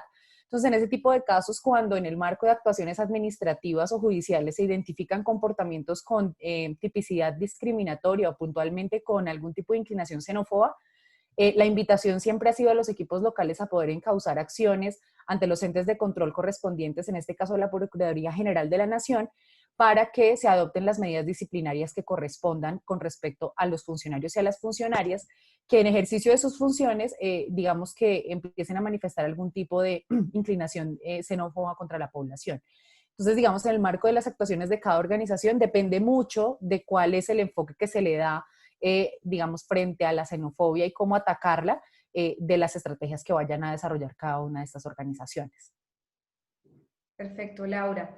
Laura, también otra pregunta para ti. Es en relación a los desalojos. Nos están comentando que alrededor, comentan 102 familias que están siendo desalojadas en Bucaramanga, Bogotá y Cali. ¿Tiene responsabilidad el gobierno en este tema de los desalojos? ¿Cómo el gobierno responde ante esta situación? Bueno, yo no me voy a figurar únicamente como gobierno, autoridades con responsabilidad, sino de una manera más amplia el aparataje estatal. O sea, es el Estado como tal el encargado de hacer valer el cumplimiento de la ley y la norma. En ese sentido, frente al tema particular de los desalojos, es importante reconocer que el Ministerio de Vivienda ya había emitido una resolución para la prohibición nacional de desalojos y que igualmente muchas de las autoridades locales han implementado medidas al interior de sus territorios para disminuir y, por supuesto, también prohibir de manera categórica la realización o ejecución de desalojos durante el periodo de emergencia sanitaria. Esto tiene una lógica y particularmente va asociado con el tema de salud pública, tratar de disminuir los contagios y evitar a lo máximo situaciones de aglomeración o situaciones que incrementen los factores de riesgo en el contagio del COVID. Pero, digamos, puntualmente respecto de la responsabilidad estatal, la respuesta es sí, tienen una responsabilidad y es, por supuesto, garantizar el cumplimiento de la ley y en este caso también de los acuerdos distritales o municipales que se hayan gestionado frente a la ejecución de los desalojos. ¿Cuál es la herramienta práctica que tiene la población en estos casos? La Policía Nacional en cada una de las entidades territoriales, por ejemplo, para el caso de Bogotá, la Metropolitana de Bogotá, o dependiendo de la ciudad donde nos encontremos, la policía delegada para esa entidad territorial, están encargados de dar cumplimiento efectivo y de acompañar el cumplimiento efectivo de esa prohibición de desalojo. Entonces, muchas veces lo que se debe realizar es solicitar el acompañamiento mediante querella policiva a las autoridades de policía de la localidad, del sector, del cuadrante donde se esté dando el desalojo, para que se dé cumplimiento efectivo de los acuerdos territoriales o del lineamiento nacional frente a la prohibición del desalojo. Gracias, Laura. Vamos con preguntas a Juan José. Están muy interesados en la intervención que hizo Juan José. Hablan que es supremamente terrible el hecho de que las propias víctimas no conozcan sobre que están en esta posición en el marco de un delito. Preguntan lo siguiente, Juan José. Dicen, para que exista el delito y se configure el delito de tráfico ilícito de migrantes y de trata de personas, debe mediar voluntad por parte de la víctima. Y complementando esa pregunta es, ¿cómo se denuncia y cuáles son esos canales de denuncia que están activados en Colombia para hacerlas? Y complementando eso, hablan sobre el tema de las denuncias o el procedimiento oficioso que debe ser la Fiscalía en cuanto se den cuenta de la ocurrencia de estos delitos, que cómo funciona y si una persona se da cuenta de la ocurrencia, ¿podría denunciar? Bueno, frente a la primera pregunta, es necesario que una persona puede que no, hay muchos detalles que se le da una oferta laboral, una oferta de estudios o básicamente una oferta asociada explícitamente a trata de personas, como sucedió en muchos casos. Se le puede decir a la persona, usted va a ser víctima de trata de personas mediante estas formas durante tantos meses, está dispuesta sí o no. Puede que la persona acepte, en este caso hay voluntad, así como hay casos en los que no, puede que se recurra a la fuerza, puede que se recurra a la amenaza para captar y para someter a las víctimas. Entonces, en trata de personas puede que haya voluntad, puede que no haya voluntad, pero sí es importante reconocer que el hecho de que la haya o no la haya no tiene ninguna relevancia en la responsabilidad de los tratantes. Y frente al tráfico ilícito de migrantes sucede exactamente lo mismo. Generalmente hay voluntad por parte de los migrantes en una situación de tráfico. Generalmente ellos son los que buscan a los traficantes, porque en situaciones de tráfico lo que se está viendo en la realidad es que funciona a manera de oferta y demanda, ¿no? Hay una demanda por parte de los migrantes y es llegar a un estado. Tienen que entrar a ese estado sea como sea, más allá de que las fronteras estén cerradas, estén abiertas, más allá de que tengan pasaporte o no tengan pasaporte.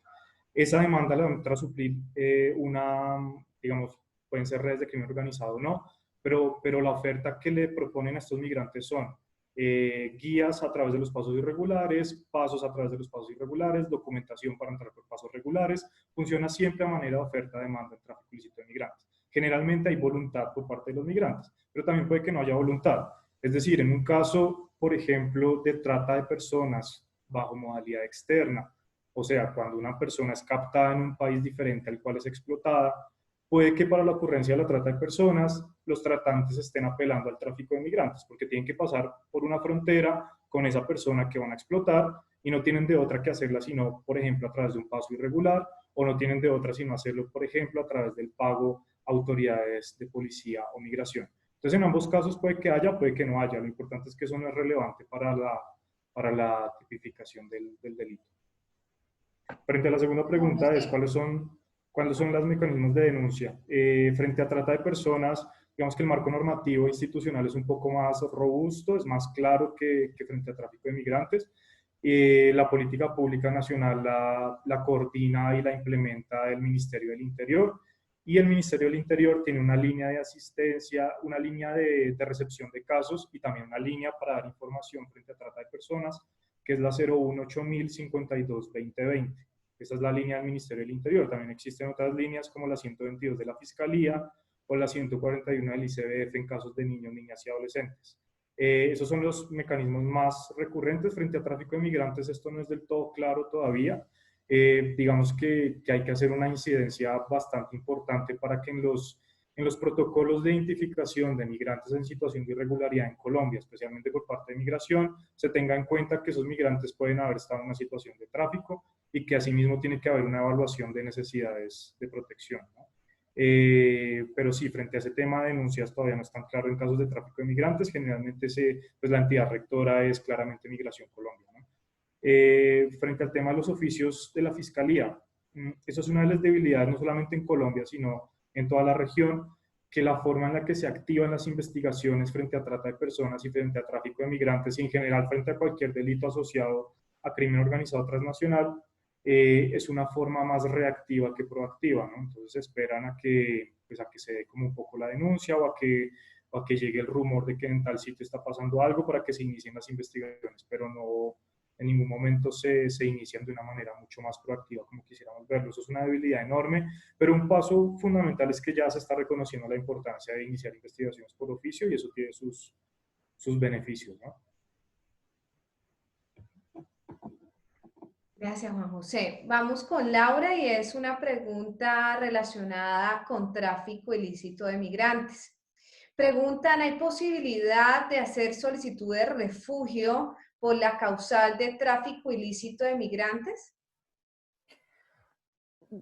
Creo que es un poco corta la pregunta porque sí me surgen dudas, pero realmente los elementos configurativos de la condición del refugiado o de la refugiada están asociados a la situación del país de origen.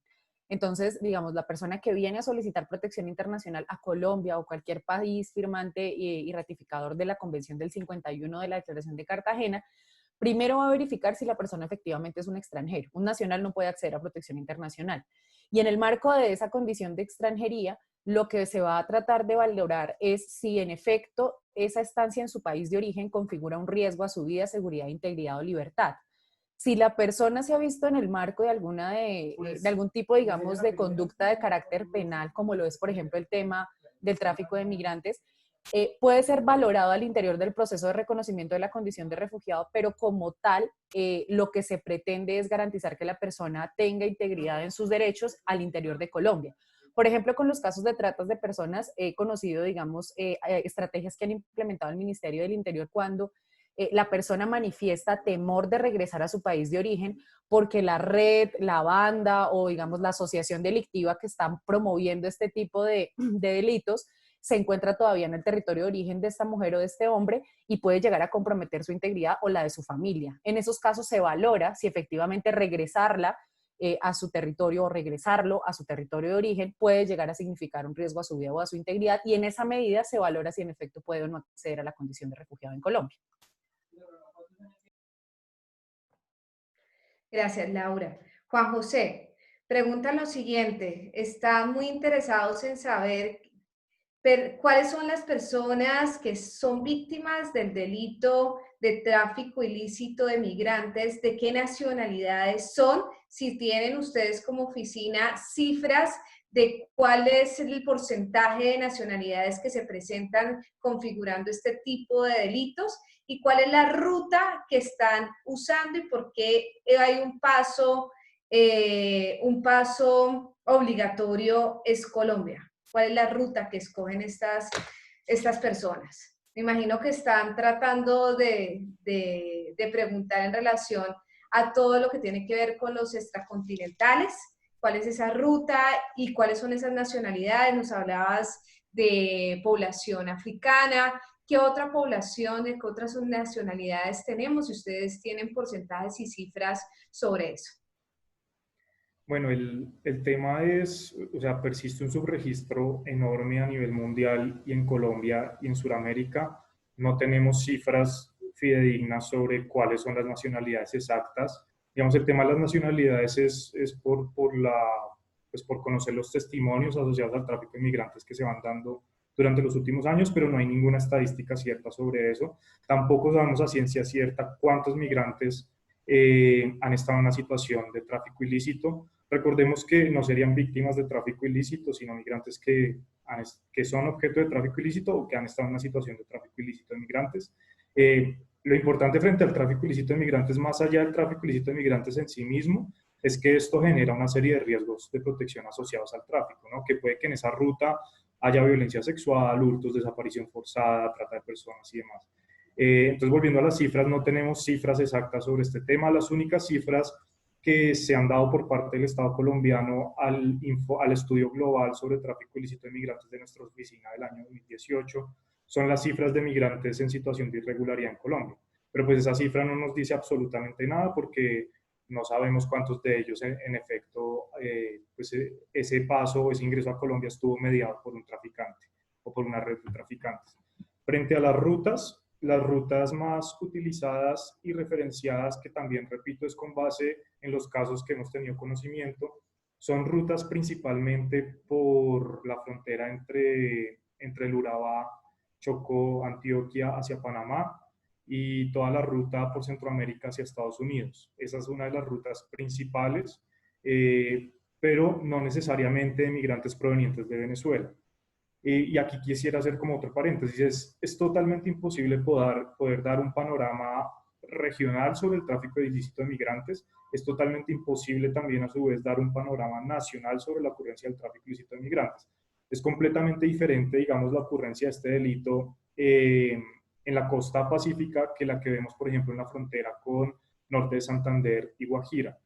El que podemos ver hacia Panamá, Centroamérica y Norteamérica es un tráfico de migrantes mucho más estructurado, mucho más organizado, que tiene una ocurrencia mucho más por paso a paso, ¿no? Entonces son redes de crimen transnacionales que en la mayoría de los casos pues tienen contactos en varios países de la región y la ocurrencia de este delito se da de una manera mucho más estructurada.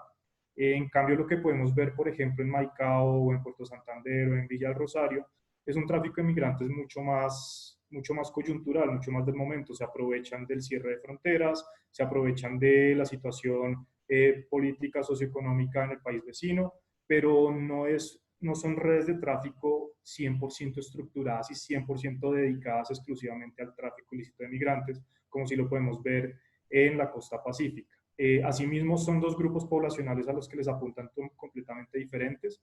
Esta ruta de migrantes provenientes bueno, migrantes extracontinentales, principalmente del centro de África y algunos países de Asia. Algunos de ellos ingresan por Brasil, atraviesan todo el continente y después empiezan a subir hacia Ecuador y atraviesan toda Colombia hasta llegar a Panamá. Esa es solamente una de las rutas que han sido las identificadas. Se han llevado a cabo, por ejemplo, por parte de Interpol y por parte de policía de distintos países operaciones conjuntas o operaciones espejo para desmontar redes de tráfico ilícito de migrantes. Y esas son solamente algunas de las rutas generales frente al tema, ¿no? Otra ruta también, migrantes africanos que ingresan por Argentina y después empiezan a subir por todo el continente hasta llegar a Colombia, Panamá y subir a Estados Unidos. Casi generalmente el destino de estos migrantes extracontinentales es Norteamérica, diferente al destino de los migrantes provenientes de Venezuela, ¿no? Que se podría entender o se podría suponer que es más hacia el sur del continente. Pero frente al tema de cifras es bastante complicado dar como cifras exactas frente al tema. Es un panorama todavía bastante oscuro sobre el cual hay mucho desconocimiento, ¿no? Y pues eso también aprovecho para hacer una invitación a que todos generemos conocimiento en torno al tráfico ilícito de migrantes, que hay muy poco conocimiento. Gracias, Juan José. Pregunta lo siguiente, también para Juan José. ¿Qué tan recurrente es la participación de las mismas autoridades de los estados con más redes de trata y tráfico de personas?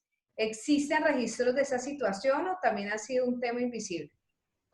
No, claro, o sea, por la propia naturaleza de lo que implica esa relación, es un tema totalmente invisibilizado, pero lo que sí se ha reconocido digamos, en varios instrumentos de derecho internacional es que la corrupción asociada al crimen organizado y cómo esto permea las estructuras de las instituciones estatales y nacionales es uno de los motores que puede impulsar trata de personas y tráfico de migrantes. Es decir, se reconoce que hay una relación estrecha entre corrupción, trata y tráfico, pero pues claramente no, o sea, no podemos dar como mucho menos nombres exactos ni nada al respecto, pero sí es una relación que está ahí y es una variable que también invito a que analicemos, ¿no? Principalmente en temas de tráfico de migrantes, por ejemplo, la corrupción frente a autoridades migratorias y de policía para la ocurrencia de este tránsito, ingreso, salida del país, pues es algo que pasa en algunos casos, ¿no?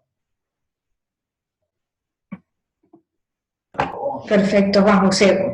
Ya que es una pregunta relacionada a lo mismo, voy a terminar con las preguntas de Juan José. Nos pregunta, tengo una duda conceptual. ¿Por qué se habla de tráfico ilícito de migrantes? ¿Hay acaso tráfico ilícito?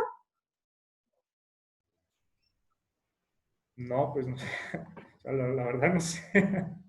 Digamos que también hay un tema de la terminología que es que genera un poco de debate, y es en la Convención de Naciones Unidas contra el Crimen Organizado Transnacional y en su protocolo complementario contra el tráfico ilícito de migrantes por tierra, mar y aire, se define este delito. De hecho lo voy a leer textualmente. Se define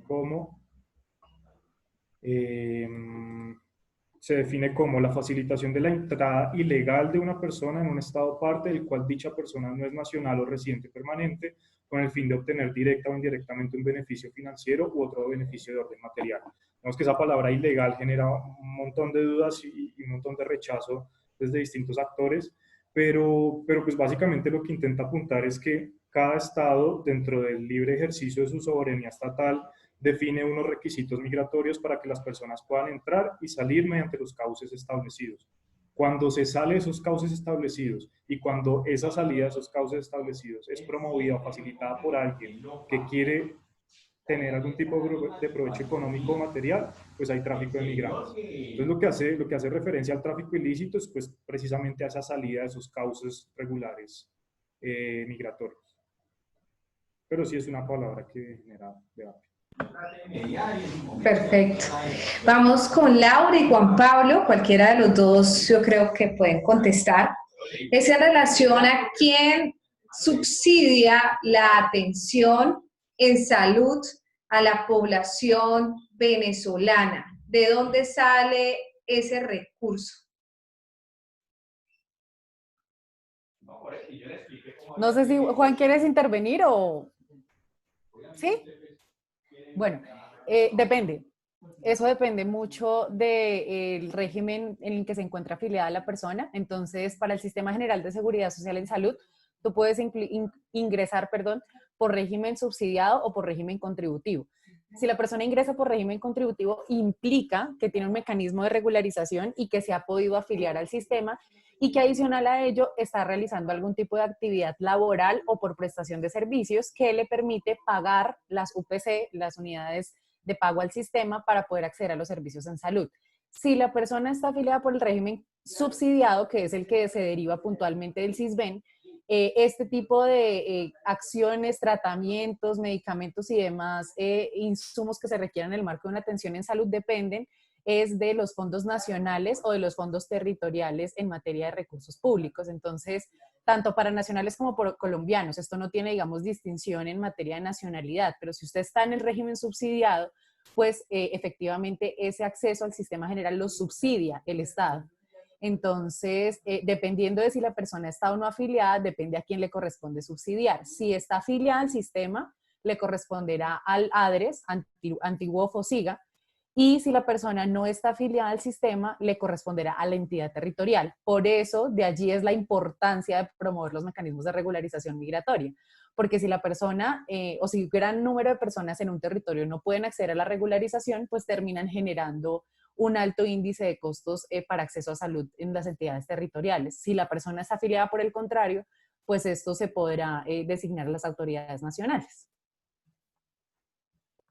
Aquí nos preguntan un caso concreto, Laura, y es la situación de un niño que se encuentra sin documentación. Expresa aquí su padre que se le perdió el documento de la partida de nacimiento y que no lo ha podido ni vincular a salud y que está totalmente indocumentado en territorio colombiano y que es imposible sacar copia en territorio venezolano. ¿Qué hacer en ese caso? Bueno, depende de la edad del menor. Si ustedes saben que mayores de 9 años los niños ya tienen cédula de identidad venezolana, entonces si perdió la cédula, pues en este caso claramente las autoridades colombianas no pueden hacer la emisión del documento de identificación. Laura, dice registro civil, el registro de nacimiento, pues la partida de nacimiento tiene 2 años. Es un menor de 9. Entonces, en ese caso, sucede, digamos, de forma muy similar frente a la expedición del documento. Colombia no puede expedir documentos de identificación de extranjeros porque nosotros no somos, nosotros el Estado no podemos documentar a personas no nacionales colombianas. Por el contrario, ¿qué se podría llegar a hacer en ese caso? Evaluando la situación particular del menor, habría que conocer en detalle la situación, promover una solicitud de reconocimiento de la condición de refugiado para que la autoridad migratoria, en este caso Migración Colombia, emita el salvoconducto de permanencia, que es un documento con el cual va a poder afiliarse al Sistema General de Seguridad Social en Salud y que para efectos de identificación, digamos que puede subsanar esta partida, entre tanto él tramita la partida correspondiente en Venezuela. No es imposible en los términos de que no se pueda sacar, es que claramente va a presentar dificultades porque muy seguramente va a tener que regresar al estado donde se emitió la partida por primera vez y porque estos trámites no se pueden hacer por correo electrónico, cosa que, por ejemplo, en Colombia en estos momentos sí se puede hacer. Entonces, Sí se puede.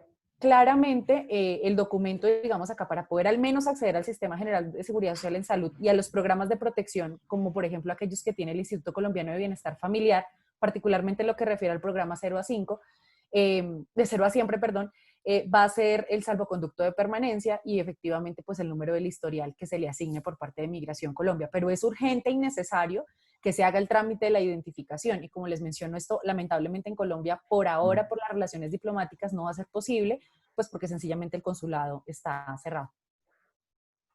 Perfecto. Están preguntando mucho por las ayudas, Laura y Juan Pablo. Si en este momento se le está dando ayuda humanitaria a la población venezolana. Cuenta una de las personas que me escribe en el chat que en este momento están dando mercados y ayudas alimentarias para nacionales colombianos, pero para venezolanos no. Se encuentran en situaciones críticas, hacinadas. Él es el líder de una organización a nivel nacional. Dice que está supremamente preocupado por la situación de hacinamiento que se ven en las vías de Bogotá y en los parques de la ciudad de Cali. Bueno, frente al tema de las ayudas humanitarias, yo creo que primero es importante resaltar que los mecanismos de focalización de las ayudas siempre han estado determinados a través del Departamento Nacional de Planeación y propiamente a través de sistemas como el SISBEN. Si las personas no tienen documentación, si las personas no han podido acceder a un mecanismo de regularización, tampoco van a poder solicitar la realización de la encuesta y por lo mismo tampoco van a resultar focalizados para la destinación de las ayudas humanitarias que se están, digamos, facilitando desde las entidades gubernamentales. En esa medida, son muchas las organizaciones de población venezolana que se están organizando acá en Colombia para poder establecer canales de fortalecimiento de, digamos, de capacidades en la recopilación de recursos y de bienes y servicios para población que no puede acceder a las ayudas que tiene previstas el gobierno. Claro, yo entiendo, digamos, la preocupación, pero en este caso lo que hemos podido darnos cuenta es que muchas veces son la misma organización de población la que termina buscando los mecanismos para poder acceder a las ayudas. Entre tanto, se resuelven temas de documentación, porque es que el tema de la focalización de las ayudas es tan complejo que termina ligado únicamente a un documento de regularización que en estos momentos pues es muy difícil acceder y que incluso si en estos momentos se accediera, muy seguramente con los trámites del SISBEN estaríamos esperando mínimo 3 meses para que la familia pueda llegar a ser focalizada por medio de las ayudas humanitarias. Entonces sí, yo creo que todos y todas hemos podido ver en las noticias y en los diversos medios de prensa este tipo de situaciones, pero pues todo depende mucho de las situaciones particulares de los casos y también del análisis específico que se haga de la situación de estas personas en territorio. Ahí nos preguntan, Laura, y siguen enfatizando qué hacer con esos asentamientos donde hay niños, mujeres embarazadas en Bogotá y en Cali. Se están muriendo de hambre, expresan que no tienen protección del Estado. Si el Estado tiene o no responsabilidad de repatriarlos a su lugar de origen. Pues en realidad hablar en términos de responsabilidad y obligaciones es muy complejo y más cuando se habla de la administración pública. Digamos que esta situación no es solamente de Cali, esta situación es de ciudades medianas y grandes como pues Bogotá principalmente, digamos, en estos momentos tiene una crisis muy fuerte y a pesar de que las autoridades locales, en este caso como la alcaldía distrital de Bogotá, ha intentado porque se ha visto, digamos, la voluntad política de poder fortalecer capacidad con la policía y con otros tipos de instituciones para facilitar albergues temporales y demás. En estos momentos, la emergencia sanitaria nos expone un panorama muy complejo a todas y todos. Y muchas de estas personas incluso ni siquiera tienen el deseo de permanecer en Colombia, por ejemplo, mediante medidas como los albergues, sino que su voluntad específica es irse, regresar a Venezuela. Y en esa medida es muy complejo exigirle a un territorio, exigirle a un municipio o a una gobernación que asuma costos, digamos, claro, derivados de su presupuesto para poder contratar buses y para poder facilitar la salida de las personas. Más aún porque promover este tipo de, digamos, de movimientos al interior del territorio pueden incluso llegar a ser perjudiciales en materia de salud pública, pues por las características del COVID. Entonces, sí, esa digamos es como la realidad en ese punto.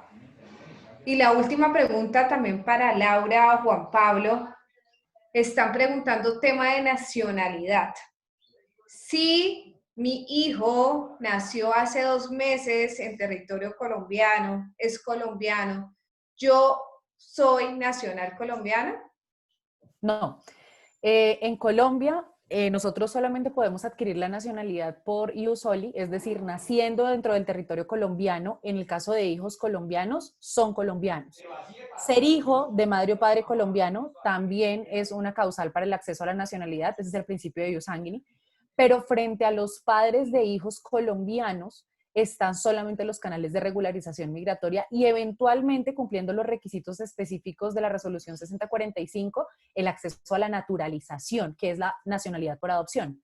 Pero para lograr llegar hasta la naturalización o a la nacionalidad por adopción de la persona, se requiere fundamentalmente pasaporte y visa, porque tener un hijo colombiano es una causal para solicitar una visa de residente.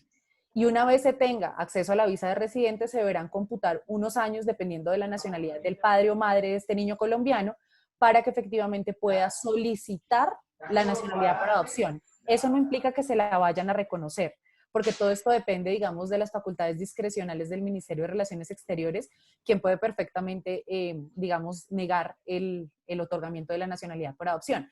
Pero para todos los mamás y papás de los niños que están naciendo en Colombia en estos momentos, es importante que sepan que si la persona no accede al mecanismo de regularización, en este caso la visa, pues no va a tener ningún tipo de ventaja en el procedimiento administrativo de regularización migratoria. Entonces, el hecho de tener un hijo en el país o el hecho de tener un hijo colombiano le habilita es una causal para pedir una visa en el país, pero no le habilita ni la tenencia de la nacionalidad, ni tampoco es per se una causal para la regularización migratoria. Ahí Laura quisiera, o Juan Pablo nos precisara, el hecho de haber tenido un hijo en territorio colombiano, ¿eso los habilita para poder acceder a salud a los padres? En principio, es posible hacer la afiliación de un menor de edad cuyos padres no estén afiliados. Eso ya venía desde antes en el decreto 780 de 2016 y también continuó con la modificación del decreto 64 del 2020. No obstante, los adultos migrantes tienen que pasar por los canales de regularización para poder entrar a la afiliación de salud. Puede que su hijo recién nacido, que sea colombiano, logre la afiliación en principio con sus padres no afiliados, pero los padres no podrán tener esa afiliación hasta tanto ellos no consigan su respectivo documento. Bien puede ser, el mismo decreto 180 de 2016 establece que son cédula de extranjería, pasaporte diplomático, salvoconducto de permanencia y, por supuesto, ya está el permiso especial de permanencia para los venezolanos con mayor claridad. Pero no tendrían una afiliación automática estando irregulares solo porque su hijo nació en Colombia. Pero el hijo podría tener la afiliación. Los niños sí, por su interés superior. Listo. Laura, ¿algo que complementar en esa parte? No, yo creo que va como en la misma línea de lo que decía antes, y es que el hecho de tener hijos en Colombia o el hecho incluso de llegar a contraer nupcias o de establecer una unión marital de hecho con un ciudadano o ciudadana colombiana no son causales para la regularización. Y eso también es muy importante porque hay que desmitificar la creencia de que este tipo de situaciones pueden ayudar a la regularización de las personas. Eso no es cierto. Finalmente son causales para solicitar visas, pero pues la visa depende siempre del pasaporte y de un pasaporte vigente en los términos tanto del pasaporte como los 2 años adicionales que se les dio por la resolución 0538, si no estoy mal, que lo que busca es aumentar la vigencia de los pasaportes de personas venezolanas hasta por 2 años superiores a la fecha de vencimiento indicada en el pasaporte. Entonces sí, es básicamente la misma respuesta de Juan Pablo. Gracias, Laura. Para cerrar nuestro ciclo de encuentros formativos sobre movilidad humana, les hago nuevamente la pregunta que les he hecho a todos los panelistas en este ciclo, es cuáles son para ustedes propuestas de problemas de investigación para aquellos estudiantes que van a arrancar a hacer su proyecto de grado, su proyecto de investigación. ¿Cuáles serían esas puestas que ustedes consideran interesantes en la temática que hemos visto el día de hoy? Juan José. Bueno, hay muchos posibles temas, unos más peligrosos que otros, pero se me ocurre que un tema interesante es poder analizar eh, cómo se podría armonizar el marco normativo en Colombia para la respuesta integral a casos de tráfico ilícito de migrantes en el país. Digamos que si bien existe una estrategia nacional de lucha contra el tráfico ilícito de migrantes, pues aún es bastante general y todavía no se han definido, digamos que todavía no se le ha puesto carne a ese esqueleto que es la estrategia como tal. Digamos que un buen ejercicio de investigación o para proponer una investigación es cómo podemos hacer para que se armonice ese marco normativo incipiente con algo que esté realmente acorde con el protocolo de Naciones Unidas contra el tráfico ilícito de migrantes por tierra, mar y aire. Y frente a trata de personas, una investigación ideal sería por identificar cuáles son esas barreras de acceso a la asistencia a víctimas de trata de personas. Ya han habido algunos informes de la Defensoría del Pueblo y de otras organizaciones que han dicho un poco más o menos pues lo que ya está en boca de todos, ¿no? Que hay dificultad para el tema de acceso a salud, que hay dificultad para la asistencia inmediata, pero puntualmente, ¿cuáles son esas barreras a las que se enfrentan los migrantes para el acceso a servicios de asistencia? Serían esas dos por ahora. Gracias. Juan Pablo, tú como estudiante. Como estudiante identifico bastante el tema de la dificultad en el proceso del trámite de la solicitud de refugio y también en los mecanismos de obtención de permiso especial de permanencia. Un buen tema para poder investigar para los estudiantes de pregrado sería investigar los vacíos normativos, las lagunas, en que pueda poner en una situación de vulnerabilidad a una persona que se encuentre en una situación de interseccionalidad, que sea una persona migrante con necesidad de protección internacional. En la medida en de que las falencias que están no solamente relativos a la dificultad si el salvoconducto permite o no trabajar, eso también veremos, no es claro, por eso aplaudo mucho la iniciativa de opción legal sobre el litigio estratégico del envío de una tutela unificada al respecto. También sobre el tema de la falta de un tiempo límite para poder resolver, el tiempo en el que se pone en una extrema vulnerabilidad una persona esperando a conseguir la aparente visa de migrante gratuita del refugiado, cosa que puede demorarse 1, 2, 5 años y puede que se demore. Se demora hasta un punto en el que el mismo refugiado luego, por causales de cesación, desaparezca las causales que lo llevaron a ser refugiado. Más abordaje en el tema de las definiciones. Las 3 definiciones que tiene el decreto 1067 aquí en Colombia. Está el del Estatuto de los Refugiados, está el de la Declaración de Cartagena, el de la Convención contra la Tortura y tratos crueles, inhumanos y degradantes.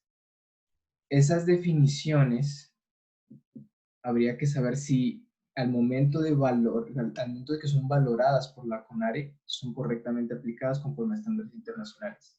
Hay pocas resoluciones en que se hace el reconocimiento de estatus de refugiado, lo que daría pie a que sea más sencillo hacer la investigación si los funcionarios de CONARE están debidamente interpretando esas causales de inclusión, si están entendiendo y aplicando los estándares internacionales. Ya en el ámbito sustancial y en el ámbito procedimental, las falencias y las lagunas que trae el proceso. Y por último, el tema de la obtención del permiso especial de permanencia. Si cuestionar que si bien ha sido una muy buena forma de regularización por todos los derechos que incluye, o sea, autorización para trabajar, autorización para residir y circular por el país, autorización para abrir cuentas bancarias y autorización para afiliarse en el Sistema General de Seguridad Social en Salud y acceder a cursos de enseñanza. Todas estas ventajas habría que verificar si el Estado colombiano sigue utilizando estos mecanismos de una forma discrecional, que yo estoy a favor de ello. Sigue siendo un mecanismo discrecional de control migratorio del Estado y sigue sin ser una política de derechos humanos. Bajo la coyuntura actual de migrantes venezolanos, ¿realmente el PEV es suficiente? Y también podría hacerse una comparación con los mecanismos de control migratorio que han hecho países de la región, muy cercanos, Ecuador y Perú. Comparar ese permiso especial de permanencia de Colombia con los mecanismos que pudieron haber hecho países vecinos. Y verificar si a fin de cuentas es un mecanismo que promueve la regularización o en realidad promueve la irregularidad de los migrantes por las barreras que puedan existir. Eso sería otro muy buen tema de investigación que permita dar una orientación integrada a las autoridades. Gracias, Juan Pablo. Laura. Bueno, yo voy a tratar de ser muy concreta porque ya me toca abandonarlos, de hecho voy tarde para otra sesión, pero yo creo que es muy importante la academia y particularmente el interés de las y los estudiantes en este proceso, digamos, el tema de protección internacional. Hay muy poca producción de textos académicos en materia de refugiados y en materia de migración en Colombia porque precisamente es incipiente el tema también.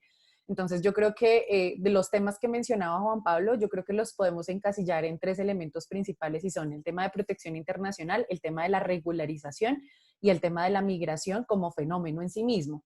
Claro, analizar un tema como el fenómeno va a requerir herramientas de aplicación interdisciplinar. Esto no lo podemos ver desde el derecho, eso se tiene que analizar desde la misma sociología, la antropología, desde todas las ciencias humanas e incluso también desde muchas ciencias exactas como la misma economía que puedan abordar el tema del impacto fiscal que esto ha tenido a nivel nacional. Desde el tema de la regularización, lo que hay son espacios para investigar, porque como les mencionaba, tantas discusiones o tantas coyunturas se dan como mecanismos de regularización se crean. Y cada uno de estos tiene un espectro, tiene una población focalizada específica y creo que tiene también muchas ventanas de oportunidad para la investigación. Y pues por supuesto en materia de protección internacional, pues lo que tenemos en estos momentos en Colombia es básicamente una crisis de refugiados. Y en el marco de esa misma crisis de refugiados, lo que se puede llegar a plantear es mucha información sobre la aplicación de los mecanismos reales de protección internacional, si efectivamente desde el 51 hasta acá ha sido suficiente el trabajo de los estados y el trabajo también de las organizaciones en el pro del beneficio de los refugiados. Y pues desde el tema de derecho, pues el derecho internacional público nos dota de muchísimas herramientas para poder llegar incluso a analizar estos elementos de una forma mucho más técnica y metodológica. Gracias, Laura. De esta forma llegamos al final del ciclo de encuentros formativos sobre movilidad humana, agradeciéndole a todos por habernos acompañado, agradeciéndole a nuestros panelistas por compartir y transmitir sus conocimientos y agradecer a todos los estudiantes, específicamente a la Organización de Estudiantes de Derecho de la Universidad de CESI, por poner y darle avante a esta apuesta de este ciclo de encuentros formativos. Un abrazo para todos y feliz tarde. Gracias. Gracias.